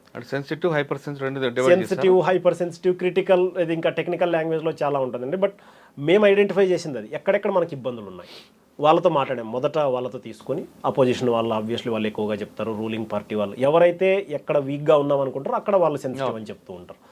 అవన్నీ కొలెక్ట్ చేసుకున్నాం. ఆ తర్వాత కమ్యూనల్ రిప్రజెంటేటివ్స్, కమ్యూనిటీ రిప్రజెంటేటివ్స్ ఉంటారు కదండి, ట్రైబల్స్ తరపున, నాన్ ట్రైబల్స్ తరపున, హిందూస్, ముస్లిమ్స్, క్రిస్టియన్స్ అందరినీ తీసుకొని ఒక మీటింగ్ చేశాం. మీకేది సెన్సిటివ్ అనిపిస్తుంది, ఎందుకు, ఇలా అంతా మొదటి నుంచి వాళ్ళ నుంచి సమాచారం సేకరించాం. ఆ తర్వాత డిస్టిక్లో మాకు ఇంటెలిజెన్స్ బ్రాంచ్ ఉంటుంది కదండి, ఇంటెలిజెన్స్ బ్రాంచ్ నుంచి మేము సమాచారం సేకరించాం. వీళ్ళందరూ చెప్పారు ఓకే, వాళ్ళు చాలా చెప్పుంటారండి, అంటే మనకు ఒక 30-40 దాకా చెప్పుంటారు వాళ్ళు. బట్ అన్నీ అలానే ఉండాలనేది ఏం లేదు కదా, మనకు వాస్తవంగా ఎక్కడ ఇబ్బందులు ఉన్నాయనేదాన్ని మొత్తం చూసుకున్నామండి. అలాంటి వాటి చోట్ల ఎక్కువగా ఫ్లాగ్ మార్చెస్ కానీ పోలీస్ ప్రజెన్స్ చూపించడం, రెగ్యులర్గా ఫ్లాగ్ మార్చెస్ నేను పర్సనల్గా వెళ్ళి అక్కడ ఫ్లాగ్ మార్చ్ చేశాను. కలెక్టర్ని కూడా కలెక్టర్ వాజ్ ఆల్సో ఇంట్రెస్టెడ్. మేము జాయింట్ ఫ్లాగ్ మార్చెస్ ఎప్పుడైతే కలెక్టర్ ఎస్పీ కలిసి మార్చ్ చేస్తారండి, it will have a huge impact. అంటే పబ్లిక్ కలెక్టర్ ఎస్పీ కలిసి తిరుగుతున్నారు అనేది పెద్ద విషయం కదండి. సో వాళ్ళు చూసి విజిబుల్ పోలీసింగ్ ఇచ్చారు. విజిబుల్ పోలీసింగ్ ఒకటి, అంటే ఆ ఏరియాలో పోలీస్ డామినేషన్, ఏరియా డామినేషన్ అంటాం కదా, మీరేం చేయడానికి లేదు, వీఆర్ ఆల్రెడీ హియర్, మీరు చేయడం కంటే ముందు మేము ఉన్నాం, అది ఒకటి. ఇది చేసిన తర్వాత కూడా ఇంకొంతమంది ఉంటారు కదండి, వాళ్ళు మారరు, మనకు చెప్తాం కదా మనం, వంకరగానే ఉంటుంది మనమే. అలాంటి వాళ్ళ మీద మీరు చెప్పినట్లు మనం ప్రివెంటివ్ యాక్షన్స్ కానీ ఇవన్నీ తీసుకుని వాళ్ళని బైండ్ డౌన్ చేయడం కానీ బైండ్ ఓవర్ చేసి వి ఎన్ష్యూర్డ్. ఇంకా ఎంత వీలైతే అంత ఇంపార్షియల్ యాక్షన్స్ అండి, all impartial actions, so that police is neutral, ఎవరు తప్పు చేసినా మీకు ఇబ్బంది ఉంటుంది అనే విషయం ఎప్పుడైతే వెళ్ళిపోయిందో, యాంటీ సోషల్ ఎలిమెంట్స్ అంటాం కదండి, వాళ్ళు కూడా కొంచెం కంట్రోల్లోకి వచ్చారు. టఫ్ అయిందండి, అక్కడ చాలా ఇష్యూస్ జరిగాయి, ఇబ్బందులు అయ్యాయి, రాత్రి మొత్తం నిద్రపోకుండా ఇవన్నీ అన్నీ జరిగాయి. But political leaders also responded very well అండి. అంటే జస్ట్ ఒక విషయం చెప్పి నేను ఇది ముగిస్తాను. లాస్ట్లో అక్కడ ఏమైందంటే ఒక చిన్న రూమర్ వచ్చిందండి. ఒక రూమర్ ఏంటంటే ఈవీఎంని ఎవరో తీసుకెళ్ళిపోయారు, లిటరల్గా చెప్పాలంటే దొంగలించారు అని చెప్పింది.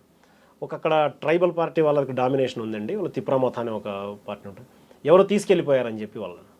అరే ఇదేంటిది, ఈవీఎం దొంగలించడం ఏంటండి, ఇది February 16th పోలింగ్ జరిగిన రోజు రాత్రి 12 గంటలకు జరిగిన విషయం.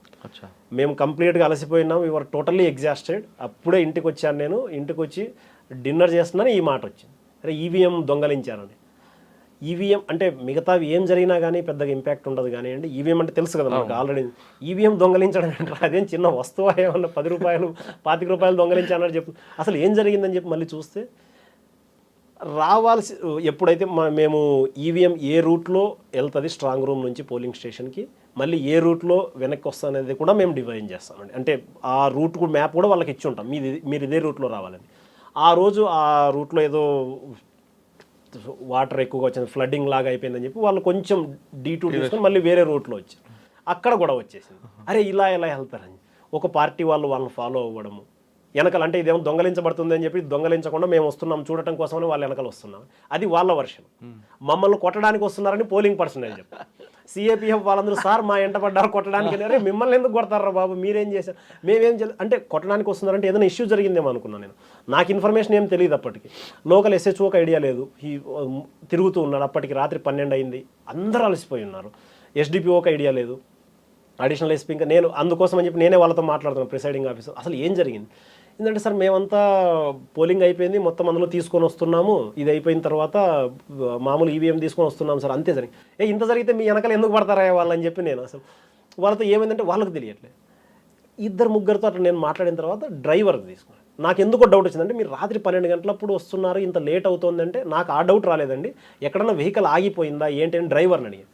ఏంటి వెహికల్ ఆగిపోయిందా, ఎందుకు లేట్ అవుతుంది నీకంటే, సార్ ఆ రోడ్ సార్ మేము వచ్చిన రోడ్లో ఇది వచ్చింది కాబట్టి ఇక్కడ మళ్ళీ ఇబ్బంది అయిందని రోడ్ చేంజ్ చేశాను.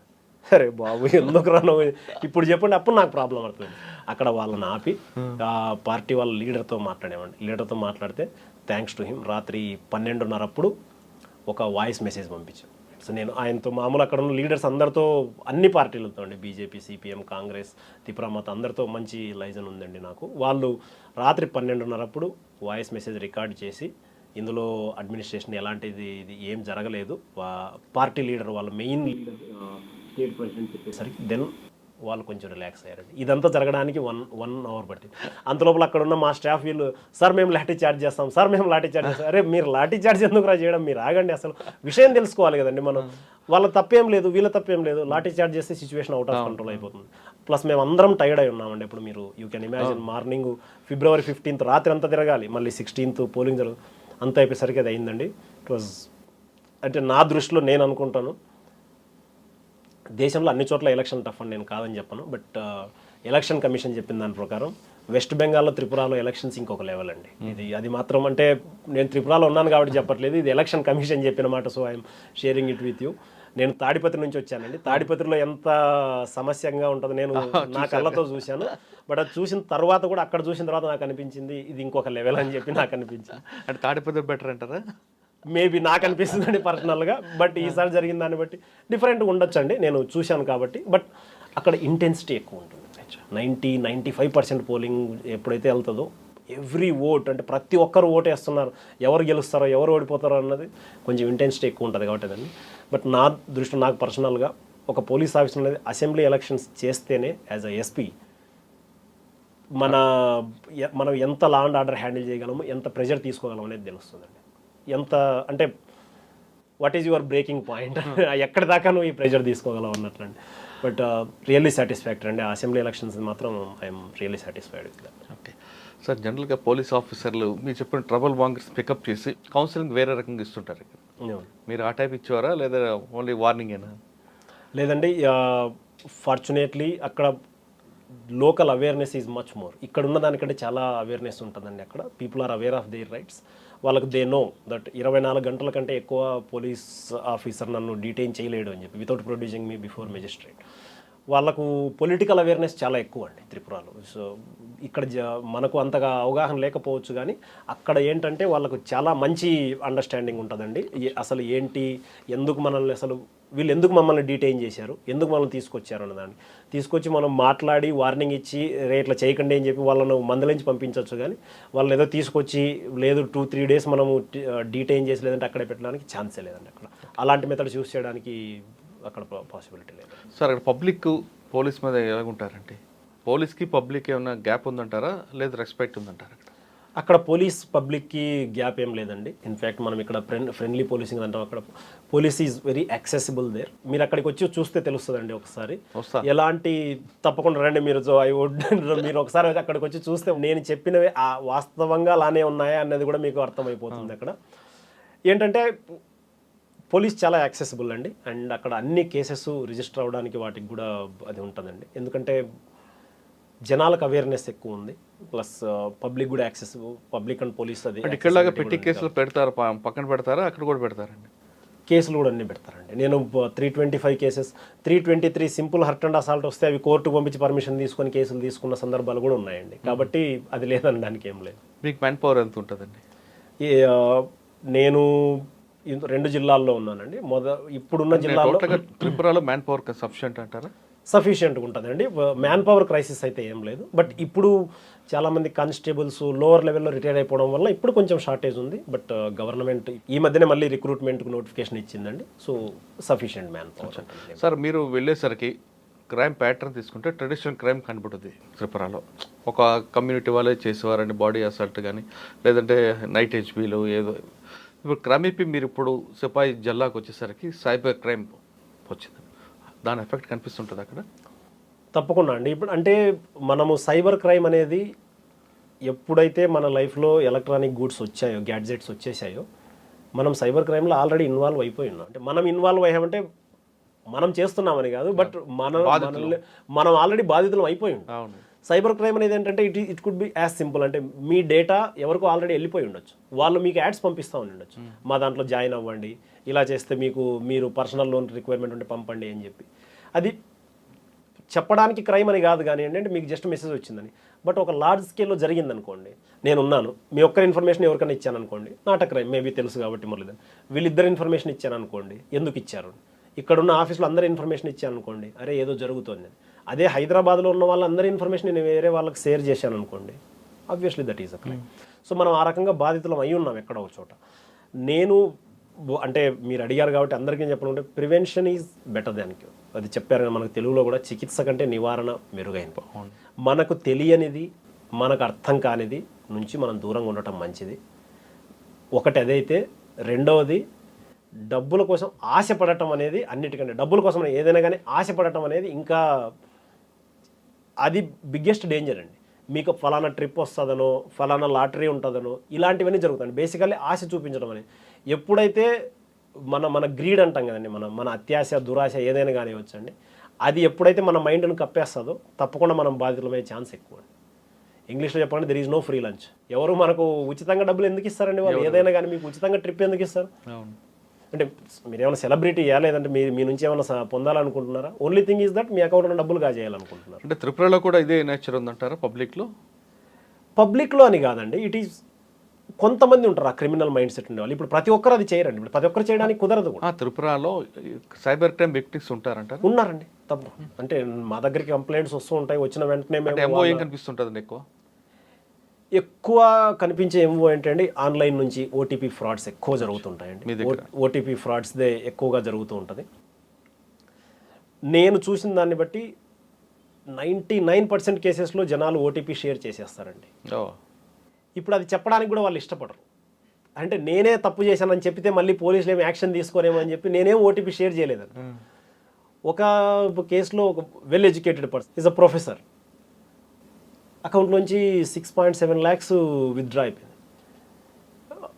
అర్లీ మార్నింగ్ 6:30కి కాల్ వచ్చింది నాకు. 6:30కి కాల్ వచ్చి, సార్ ఇట్లా డబ్బులు పోయినాయి, నేను ఓటీపీ షేర్ చేయలేదు. డబ్బులు పోయినాయి అనేది we're use to, because so many people are losing that. మాకు దానికి ఎస్ఓపీ ఉంది, దట్స్ ఫైన్. నేను ఎస్ఓపీ షేర్ చేయలేదు, డబ్బులు పోయినాయి. అరే ఇది అసలు నాకు కూడా ఇదేంట్రా, ఏమో ఇదేదో కొత్త ఏమో లాగా ఉంది. అంటే బేసికల్లీ ప్రాసెస్ నాకు అర్థమైంది. సార్ అకౌంట్లోంచి ఇట్లా ఏదో ఫోన్ వచ్చింది, డబ్బులే లేదు, ఏదో తేడా ఉంది. 2-3 సార్లు మాట్లాడాను, లేదు అంటున్నారు. అంటే మా సీనియర్స్ కూడా అప్రోచ్ అయ్యారు. సీనియర్స్ కూడా సార్ కూడా అంటున్నారు, రెడీ తను షేర్ చేయలేదు అంటున్నారు, ఓటీపీ ఎట్లా పోతుందని.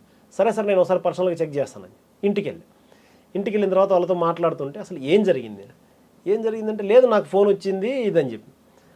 ఫోన్ వచ్చిందండి, అసలు ఏం జరిగింది మీరు మొత్తం చెప్పండి. ఆయన కూర్చోబెడితే అప్పుడు ఏజ్డ్ పర్సన్, మంచి అతను. సో ఫోన్ వచ్చి మాట్లాడుతూ ఉన్నాడు. ఆయన మాట్లాడుతూ కట్ చేయడం కంటే ముందే ఎవరో పిలిచారు, ఇంట్లో ఏదో ఫంక్షన్ ఉంటే. ఫోన్ అక్కడ పెట్టేసి వెళ్ళిపోయాడు. వాళ్ళ మనవడు ఫోన్ తీసుకున్నాడు. వాళ్ళ మనవడు 11 ఏళ్ళు ఎంతో ఉంటాయి. మాట్లాడుతుంటే, హా బేటా అని అవతలు కొంచెం, హా బేటా ఇట్లా నేను మాట్లాడాను కదా, ఇందాకే చూసావు కదా, మేము ఇట్లా చూస్తా అంటే ఏదో ఒక ఓటీపీ వచ్చి ఉంటుంది, అది మీరు షేర్ చేస్తే మీకు మంచి ట్రిప్ వస్తుంది. ఎప్పుడైతే చిన్న అబ్బాయి అన్నాడో, స్కూల్ పిల్లలకి ఎక్స్కర్షన్ అని, వాళ్ళు ఎలా ఉంటారంటే అండి, కాన్వెంట్స్ వాళ్ళు ఆ ఏజ్కి తగ్గట్టు వాళ్ళని ట్రిక్ చేస్తారు. ఇప్పుడు ఆయన పెద్ద ఆయనతో మాట్లాడుతున్నప్పుడు మీకు ఏదో హౌసింగ్ లోన్ గురించి అని అట్లా ఏదో మాట్లాడారు. ఎప్పుడైతే బాబు వచ్చాడో 12 అరే మీకు స్కూల్ నుంచి ఎక్స్కర్షన్ ఏదో ఉందని చెప్పి మీ తాత బాగా వరి అవుతున్నారో, ఆ ఓటీపీ అది వస్తే బ్యాంక్ వాళ్ళు అది క్లియర్ చేస్తారంట, మీకు మంచి ట్రిప్ వస్తుందంట. ఎప్పుడైతే ఇది వచ్చిందో ఇంకా ఆలోచించలేదు ఆ అబ్బాయి, వచ్చిందో ఓటీపీ షేర్ చేసేసి అది అతనికి తెలియదు. ఈ అబ్బాయి చెప్పలేదు, పక్కన పెట్టేసి వచ్చి చూస్తే నేను ఓటీపీ షేర్ చేయలేదు, నా అకౌంట్ నుంచి డబ్బులు పోయినాయి. ఎలా జరిగిందని చెప్పి మేము ఫైనల్గా తెలిసిందండి ఈ విషయం. అతను చెప్పడానికి కూడా ఇష్టపడట్లేదు. సరే ఇలా కాదండి, మీరు కరెక్టే, ఎవరికైనా నామోషి ఉంటుంది చెప్పడానికి. కాకపోతే నేను ఇది అందరికీ చెప్తున్నా అండి, సైబర్ క్రైమ్లో ఒకవేళ తప్పు జరుగుతుంది, ఓకే, చాలామందికి, మనకు కూడా ఇప్పుడు అది నాకు కూడా జరగచ్చండి, తెలియదు. ఎందుకంటే ఎంత కొత్త టెక్నాలజీస్ వస్తున్నాయంటే మనకు వాటి పట్ల అవగాహన లేనప్పుడు తప్పు జరిగే ఛాన్సెస్ ఎక్కువ. అందుకోసం ఎంత దూరంగా ఉంటే అంత మంచిది. కానీ మనం టెక్నాలజీ నుంచి, సాంకేతికత మన జీవితంలో భాగం అయిపోయింది కాబట్టి పక్కకి వెళ్ళిపోలేం. కాబట్టి మనకు తెలియని వాటి పట్ల 1-2 సార్లు ఆలోచించి, లేదు తెలిసిన వాళ్ళని సంప్రదించి మనము అడుగు ముందుకేస్తే మంచిదండి. చికిత్స కంటే నివారణ మంచిది దీంట్లో. ఎందుకంటే ఇప్పుడు 20,000 పోయింది అనుకోండి, ఇది ఫ్రీ 20,000 పోయింది, ఎవడో బీహార్లో కొట్టేసి ఉంటాడు దాన్ని, బీహార్లోనో లేదంటే ఇంకేదైనా అనుకోండి, సపోజ్ త్రిపురలోనే అనుకోండి, లేదంటే రాజస్థాన్లో అనుకోండి. 20,000 ఎప్పుడైతే విత్డ్రా చేశారో, ఇక్కడ నుంచి ఒక టీం పంపించి అతన్ని పట్టుకొని రావడము అనేది ఇట్ ఈస్ ఈవెన్ మోర్ కాస్ట్లీయర్. కాబట్టి మేమంతా పూల్ చేసి ఒకసారి తీసుకొని వచ్చేస్తామండి. అక్కడ నుంచి ఒకసారి పూల్ చేసిన తర్వాత ఐడెంటిఫై చేసి ఒక నెట్వర్క్, ఆ నెట్వర్క్ మొత్తం క్రాక్ చేసి తీసుకొని వచ్చి డబ్బులు ఇచ్చేస్తాం. బట్ ఒకసారి 20,000 మీ అకౌంట్ నుంచి వెళ్ళిపోయిన తర్వాత వాళ్ళు దాన్ని ఆల్రెడీ విత్డ్రా చేసి వాడుకునేసి ఉన్నాడు. మనం అతనికి జైలు శిక్ష వేయించమందా, అది పెద్ద ఇష్యూ కాదండి, ఈ రోజు కాకుంటే రేపు. కానీ మనకు కావాల్సింది అది కాదు కదా. మీకు 20,000 పోయిన తర్వాత మీరు వాడి జైల్లో పడాలని అనుకోరు. మీరు అనుకునేది ఏంటి, ఫస్ట్ నాకు 20,000 దొరికితే ఆ తర్వాత వాడి గురించి ఆలోచిద్దామని. కాబట్టి మనకి ఇది ఎక్కువ ఇంపార్టెంట్. కాబట్టి నేను అనేది ఏంటంటే ప్రివెన్షన్, దాని మీద ఎక్కువ దృష్టి పెట్టండి. ఇది అని నేను చెప్పగలను. ఇంకా ఫైనల్గా వద్దామండి, ఎన్డీపీసీ యాక్ట్ మీకు దగ్గర ఎక్కువగా డ్రగ్స్ సప్లై ఒకటే ఉంటుందా, లేదు ద కన్జ్యూమ్ కూడా ఉంటుందా? ఒకటి. రెండోది, డ్రగ్స్లో అవగాహన తీసుకురావడానికి మీ ప్రభుత్వం ఒక దిశ అనే ఒక పథకం పెట్టింది. అందులో జర్నలిస్టులు కూడా భాగస్వామ్యం చేసి వాళ్ళకి అవగాహన పెట్టడం వెనక ఉద్దేశం ఏంటి? మీరు అడిగిన మొదటి ప్రశ్నకండి, త్రిపురలో ప్రాబ్లము కన్జంప్షన్ది తక్కువ అండి, ట్రేడ్ది ఎక్కువ. అంటే it is a transit route అంటాం మనం. త్రిపుర ద్వారా బయటికి వెళ్ళడము, లోపలికి రావడం జరుగుతుంది. ఈ గాంజా అనేది కల్టివేషన్ అక్కడ ప్రాబ్లం అండి. త్రిపురలో గాంజా కల్టివేషన్ ప్రాబ్లం కాబట్టి అక్కడ సప్లై ఉంటుంది, బయటికి డిమాండ్ మనకు UP, Bihar, west Bengal, Tamil Nadu, Chhattisgarh, through out the country ఇక్కడికి డిమాండ్ ఉంటుంది. కూడా ఏ గంజా అండి ఏది పడుతుంటాయి ఎక్కువ మీకు? అంటే ఇక్కడ శీలావతి అని ఇటువంటివి ఉంటాయి. ఓకే అండి, నాకు ఆ స్పెసిఫిక్ బ్రాండ్ అనేది అట్లా అక్కడ ఏం లేదండి, but consider to be good quality ganja అక్కడ త్రిపురది. అది ఎక్కువ బయటికి త్రిపుర నుంచి బయటికి వెళ్తుందండి. హోమ్ కన్సంప్షన్ అంటే ఇంటర్నల్ కన్సంప్షన్ చాలా తక్కువ, అది అవుట్ సైడ్కి వెళ్తుందండి, బంగ్లాదేశ్కి ఇటు సైడ్ క్రాస్ బార్డర్ స్మగ్లింగ్కి. మిగతా డ్రగ్స్ అన్నీ ఉన్నాయి కదండి, మామూలుగా బ్రౌన్ షుగర్ కావచ్చు, యాబా ట్యాబ్లెట్స్ కావచ్చు, కాఫ్ సిరప్ కూడా వాడతారండి ఇంటాక్సికెంట్. ఇప్పుడు ఏంటంటే బంగ్లాదేశ్లో లిక్కర్ బ్యాన్ అండి. సో లిక్కర్ బ్యాన్ అయ్యేసరికి ఏంటంటే వాళ్ళకు హై కోసం వాళ్ళు ఇవి తీసుకుంటారు, మన కాఫ్ సిరప్ను వాడతారు వాళ్ళు. కాఫ్ సిరప్ కూడా ఒక డోసేజ్ కంటే ఎక్కువ తీసుకుంటే మీకు కిక్ వస్తుందండి. ఒకసారి కావాలంటే ఎప్పుడైనా చూడండి మీరు మీకు. సో అదేంటంటే ఆ డోసేజ్ కంటే మించి తీసుకున్నారు అనుకోండి మీరు, మీకు మత్తు వస్తుంది. సో ఇవి బయట నుంచి వస్తాయండి త్రిపురలోకి వచ్చి. అక్కడ కన్జంప్షన్ చాలా తక్కువ అండి, అంటే కొంచెం లోకల్ లెవెల్లో కొంచెం ఉంటుంది, but out side the border వెళ్ళే ఛాన్సెస్ ఎక్కువ ఉంటాయి అంతే. ఇది మెయిన్ ప్రాబ్లం అక్కడ ఉన్నది. సో దానికి తగ్గట్టే రెండో ప్రశ్న మీరు ఇందాక అడిగినట్లు, నషాముక్త్ త్రిపుర అని గవర్నమెంట్ ప్లెడ్జ్ తీసుకుందండి. దానికోసం అని చెప్పి యాంటీ నార్కోటిక్స్ ఒక యూనిట్ని ఏర్పాటు చేసి అందులో ఒక సీనియర్ ఐపీఎస్ ఆఫీసర్ని ఇన్ఛార్జ్ ఇచ్చి చూస్తున్నారు. ప్లస్ రెగ్యులర్గా డిస్ట్రిక్ట్ లెవెల్లో మేము చేయాల్సిన యాజ్ అ డిస్ట్రిక్ట్ ఎస్పీ మేము ఏం చేయాలో అది మేము చేస్తున్నామండి. ఇందులో మాకు అర్థమైనది ఏంటంటే, ఎప్పుడైతే డ్రగ్స్, ఈ మత్తు పదార్థాలు, మాదక ద్రవ్యాలు, వీటి పట్ల ఉన్న దుష్ఫలితాలు అనేవి కింది స్థాయి వరకు చేరవనుకోండి, సాధారణ ప్రజానీకానికి చేరేంత వరకు పోలీసులు ఎంత చేసినా ఉపయోగం ఉండదండి. ఎందుకంటే ఇప్పుడు పెద్ద మొత్తంలో జరుగుతున్నప్పుడు పోలీసులు ఒక్కరే కాదు, ఇది ఎప్పుడైతే ఒక సామాజిక ఉద్యమం లాగా అవుతుందో, సోషల్ రెస్పాన్సిబిలిటీ, సోషల్ మూవ్మెంట్ లాగా ఎప్పుడైతే అవుతుందో ఇది, అప్పుడు మాత్రమే దీన్ని మనం పూర్తి స్థాయిలో అరికట్టగలమండి. ఆ పూర్తి స్థాయిలో అరికట్టడం కోసం కింది స్థాయి వరకు మన సాధారణ ప్రజానీకానికి చేరువ చేసేది ఎవరంటే మీడియా. ఇప్పుడు మీడియా మనము ప్రింట్ మీడియా కావచ్చు, ఎలక్ట్రానిక్ మీడియా కావచ్చు, ఏ రకంగా అయినా కావచ్చు, మామూలు సోషల్ మీడియాలో కావచ్చు, ఎలా తీసుకున్నా మీరు మీడియా కీ రోల్ ప్లే చేస్తారు. కాబట్టి మీడియాని ఎప్పుడైతే మేము ఇంటిగ్రల్ పార్ట్ చేసుకున్నామో, మేము చేసే మంచి పనులు కానీ, అవగాహన సదస్సులు ఇవి కానీ, అవేర్నెస్ సెషన్స్, ఇలాంటివన్నీ మీడియా ద్వారానే ప్రజలకు చేరువైతండి. ప్రజలకు తెలియడానికి చేరువయ్యే విషయం వేరు, ఫస్ట్ అట్లీస్ట్ వాళ్ళకు వీటి గురించి అవగాహన రావాలన్నా కూడా మీడియా రోల్ చాలా ఎక్కువ ఉంటుంది. అందుకోసమని స్టేట్ లెవెల్లో, డిస్ట్రిక్ట్ లెవెల్లో కూడా అంటే నేను మామూలుగా ఎవ్రీ 2-3 months మేము ఎప్పుడైతే మీడియా ఇంటరాక్షన్ ఉంటుందో, నార్మల్ క్రైమ్తో పాటు ఇవి కూడా మాట్లాడుతూ ఉంటామండి. అసలు మీరు వీటి గురించి చెప్పాలి, వీటి పట్ల ఉన్న నెగిటివ్ ఏవైతే ఉన్నాయో అవి చెప్పాలి. ఎవరెవరైతే ఇలాంటి కేసుల్లో ఎవరికైతే పనిష్మెంట్ వచ్చి ఉంటుందో, వాళ్ళు పనిష్మెంట్ వచ్చి 10 years కానీ 12 years ఎప్పుడైతే వాళ్ళు జైలుకి వెళ్ళారో, ఇలాంటివి కూడా మీరు చెప్పండి. ఎప్పుడైతే వీళ్ళు ఫలానా వ్యక్తి పోయి దీంట్లో ఎన్డీపీఎస్లో ఇట్లా కేసులో ఇరుక్కొని 10 ఏళ్ళు జైలు శిక్ష పడిందని తెలిసిందనుకోండి, ఇప్పుడు ఒక 10 మందికి 10 ఏళ్ళు జైలు శిక్ష పడ్డా చాలా ఎక్కువ, మనం డిటరెంట్ ఫ్యాక్టర్ అంటాం, అది భయపెడుతుంది. ఇప్పుడు మన ఇంటి పక్కనోడు 10 ఏళ్ళు జైలుకి వెళ్ళా అనుకోండి, చేసి నేను చేయడం ఆపేస్తాను. ఇప్పుడు ఒకవేళ ఇక్కడ మనం నలుగురు వ్యాపారం చేస్తున్నాం అనుకోండి, నలుగురిలో ఒకరు పట్టుబడ్డ మిగతా 3 ఆపేస్తారు. అదే దొరికితే మనకు 10 ఏళ్ళు జైలు శిక్ష, మనం చాలా ఇబ్బంది పడతామని. ప్లస్ ఈ ఎన్డీపీఎస్ బాగా స్ట్రింజెంట్గా ఉంటుందండి. వాళ్ళు సంపాదించిన డబ్బుల్ని, వాళ్ళు సంపాదించిన ఆస్తుల్ని కూడా ఇందులో మనము కన్ఫిస్కేట్ చేసేయచ్చు. కాబట్టి ఇలాంటివన్నీ పబ్లిక్ తెలియాలి అంటే మీడియా రోల్ చాలా ఎక్కువ ఉంటుంది. అందుకే త్రిపురలో మీరు చెప్తున్న గంజాయిని బాగా ఎవరైతే పండిస్తున్నారో ఆ కీపీని ఎప్పుడైనా పట్టుకున్నారా మీరు? అక్కడ చాలా ఆర్గనైజ్డ్ క్రైమ్ అంటే ఆర్గనైజ్డ్ క్రైమ్ అట్లా కాదేమండి, ఇది లోకలైజ్డ్, అంటే మామూలుగా it is not a central ఒక వ్యక్తి చేస్తున్నది అన్నట్లు కాదండి, అది డిఫరెంట్గా అట్లుండే. ఇప్పుడు ఏమవుతుందంటే మేము నేనున్న జిల్లాలోనే లాస్ట్ 1 year స్పాన్లో లాస్ట్ ఏప్రిల్ నుంచి ఈ ఇయర్ మార్చి దాకానే మేము దాదాపు 140 కేసులు చేశామండి. అక్కడ ఉన్న సీజర్స్, ఇప్పుడు మేము త్రిపురలో సిపాయి జిల్లాలో చేసిన డ్రగ్ సీజర్స్, ఒక జిల్లాలో అంత చిన్న జిల్లాలో మేము చేసిన డ్రగ్ సీజర్స్ కొన్ని బిగ్గర్ స్టేట్స్ కంటే ఎక్కువ ఉంటుందండి. So much seizures we have made. But still the fight అంటే ఇంకా యుద్ధం నడుస్తూనే ఉందండి, అది మన కంటిన్యూస్గా కొనసాగుతూ ఉంటుంది. ఇదేంటంటే ఎప్పుడైతే ప్రజలు కూడా వాటి పట్ల తిరగబడటం మొదలవుతుందో అప్పుడు ఆగిపోయే ఛాన్సెస్ చాలా ఎక్కువ. సార్, వాళ్ళు అవగాహన కల్పించడానికి అంటే కొంతమంది పండిస్తుంటారు, వాళ్ళకి తెలియదు, కేసులు పెడతారు, ఇవన్నీ కూడా కేసులు పెట్టి బాధపడేది వాళ్ళు, వాళ్ళ మీద సంపాదించిన వాడు వ్యక్తి వేరేగా ఉంటాడు. అవును, మీరు కేసులు పెట్టేవాడికి అవగాహన కల్పిస్తున్నప్పుడు వాళ్ళు ఒక క్వశ్చన్ చేస్తారు, మేము దీని మీదే డిపెండ్ అయి ఉన్నామని. వాళ్ళకి కమర్షియల్ పంటలు కానీ లేదంటే బాగా డబ్బులు వచ్చే పంటలు పండించుకోవచ్చు అనే అవగాహన కల్పించడం ఏం చేస్తుందా ఇక్కడ గవర్నమెంట్? ఇందాక చెప్పారు కదండి మీరు, గవర్నమెంట్ నషాముక్ త్రిపుర అని ఎప్పుడైతే ఒక ప్రోగ్రాము, ఒక స్లోగన్ అభియాన్ తీసుకొచ్చిందండి, ఆ నషాముక్ త్రిపుర అనే, అందులో ఇవన్నీ ఇంటిగ్రల్ పార్ట్స్ అండి. ఇప్పుడు మీరు ఇందాక ఎగ్జాక్ట్లీ రైట్ పాయింట్ అంటాం, కానీ మనం నర్వ్ పట్టుకున్నారు మీరు. అక్కడ ఏంటంటే ఎప్పుడైతే మనము వాళ్ళని గాంజా కల్టివేషన్ నుంచి దూరం తీసుకెళ్తున్నాం, ఇది చేయడానికి లేదు, మీరు జైలుకి వెళ్తారు ఇది చేస్తే, అంటే వాళ్ళకి ఆల్టర్నేట్ లైవ్లీహుడ్ ఉండాలి, వాళ్ళకు జీవనోపాధి ఉండాలి కదా. అందుకు గవర్నమెంట్లో ఉన్న మిగతా డిపార్ట్మెంట్స్, ఇప్పుడు ఫారెస్ట్ డిపార్ట్మెంట్ కానివ్వండి, హార్టికల్చర్ డిపార్ట్మెంట్ కానివ్వండి, వాళ్ళకు మీరు చెప్పినట్లు కమర్షియల్ క్రాప్స్ కానీ మిగతా క్రాప్స్ పట్ల వాళ్ళకి అవగాహన ఇస్తూ వాళ్ళకు గవర్నమెంట్ సైడ్ నుంచి సబ్సిడీ ఇవ్వడం కూడా స్టార్ట్ అయిందండి. అది 2-3 years నుంచి నడుస్తుంది. బట్ కొంచెం టైం పడుతుందండి. ఇది ఎన్నో ఉన్నదాన్ని మనం వాళ్ళ మైండ్ సెట్ని చేంజ్ చేస్తూ చేయడానికి టైం పడుతుంది, బట్ డెఫినెట్గా అవుతుంది. అంటే ఒక రోజు కాదు కదండి, ఇప్పటి నుంచి ఉంది కాబట్టి కొంచెం టైం పడుతుంది, బట్ డెఫినెట్గా అవుతుందండి. మనం ఒక ఉద్యమంలాగా తీసుకెళ్ళామనుకోండి, ఎప్పుడైతే ఇందులో మనకు నెగిటివ్ ఎక్కువ ఉంది పాజిటివ్ కంటే అని అర్థమైంది అనుకోండి, తప్పకుండా జరుగుతుందండి. సార్, అక్కడ పక్కన బంగ్లాదేశ్ బార్డర్ ఉంది, పాకిస్తాన్ నుంచి నేపాల్ మీదుగా బంగ్లాదేశ్ మీదుగా కొన్ని వెపన్స్ కరెన్సీ వస్తుంటుందని ఒక వార్త ఉంది, వాస్తవం అంటారు? మేము ఇందాక మొదట్లో కూడా మీరు అడిగారు కదండి, ఇంతవరకు ఏ వెపన్ అయితే ఇంతవరకు నేను మామూలు అక్కడే ఆల్మోస్ట్ 2 మెయిన్ సెన్సిటివ్ జిల్లాల్లో నేను ఉన్నాను కాబట్టి చెప్పగలను. ఇది weapons through Tripura border almost నేనైతే చూడలేదండి. మేము వెపన్స్ కొన్ని సీజ్ చేసాం, బట్ కంట్రీ మేడ్ రివాల్వర్స్ అండి, అవి లోకల్ లెవెల్లో వాళ్ళు ఏదైనా యాంటీ సోషల్ ఎలిమెంట్స్ ఈ రౌడీ షీటర్స్ పెట్టుకోవడం తప్పించి వెపన్స్ ఇక్కడ స్మగుల్ అవుతున్నాయనే సిచ్యువేషన్ మేము ఎక్కడ చూడలేదండి. అది నేను అంటే ఘంటాపథంగా చెప్పగలను, అలాంటిది అక్కడేమీ అది జరగట్లేదని. కొంచెం స్మగ్లింగ్ అనేది కొంచెం జరుగుతుండే, దాని పట్ల మేము ఎక్కువ దృష్టి పెడుతున్నాము.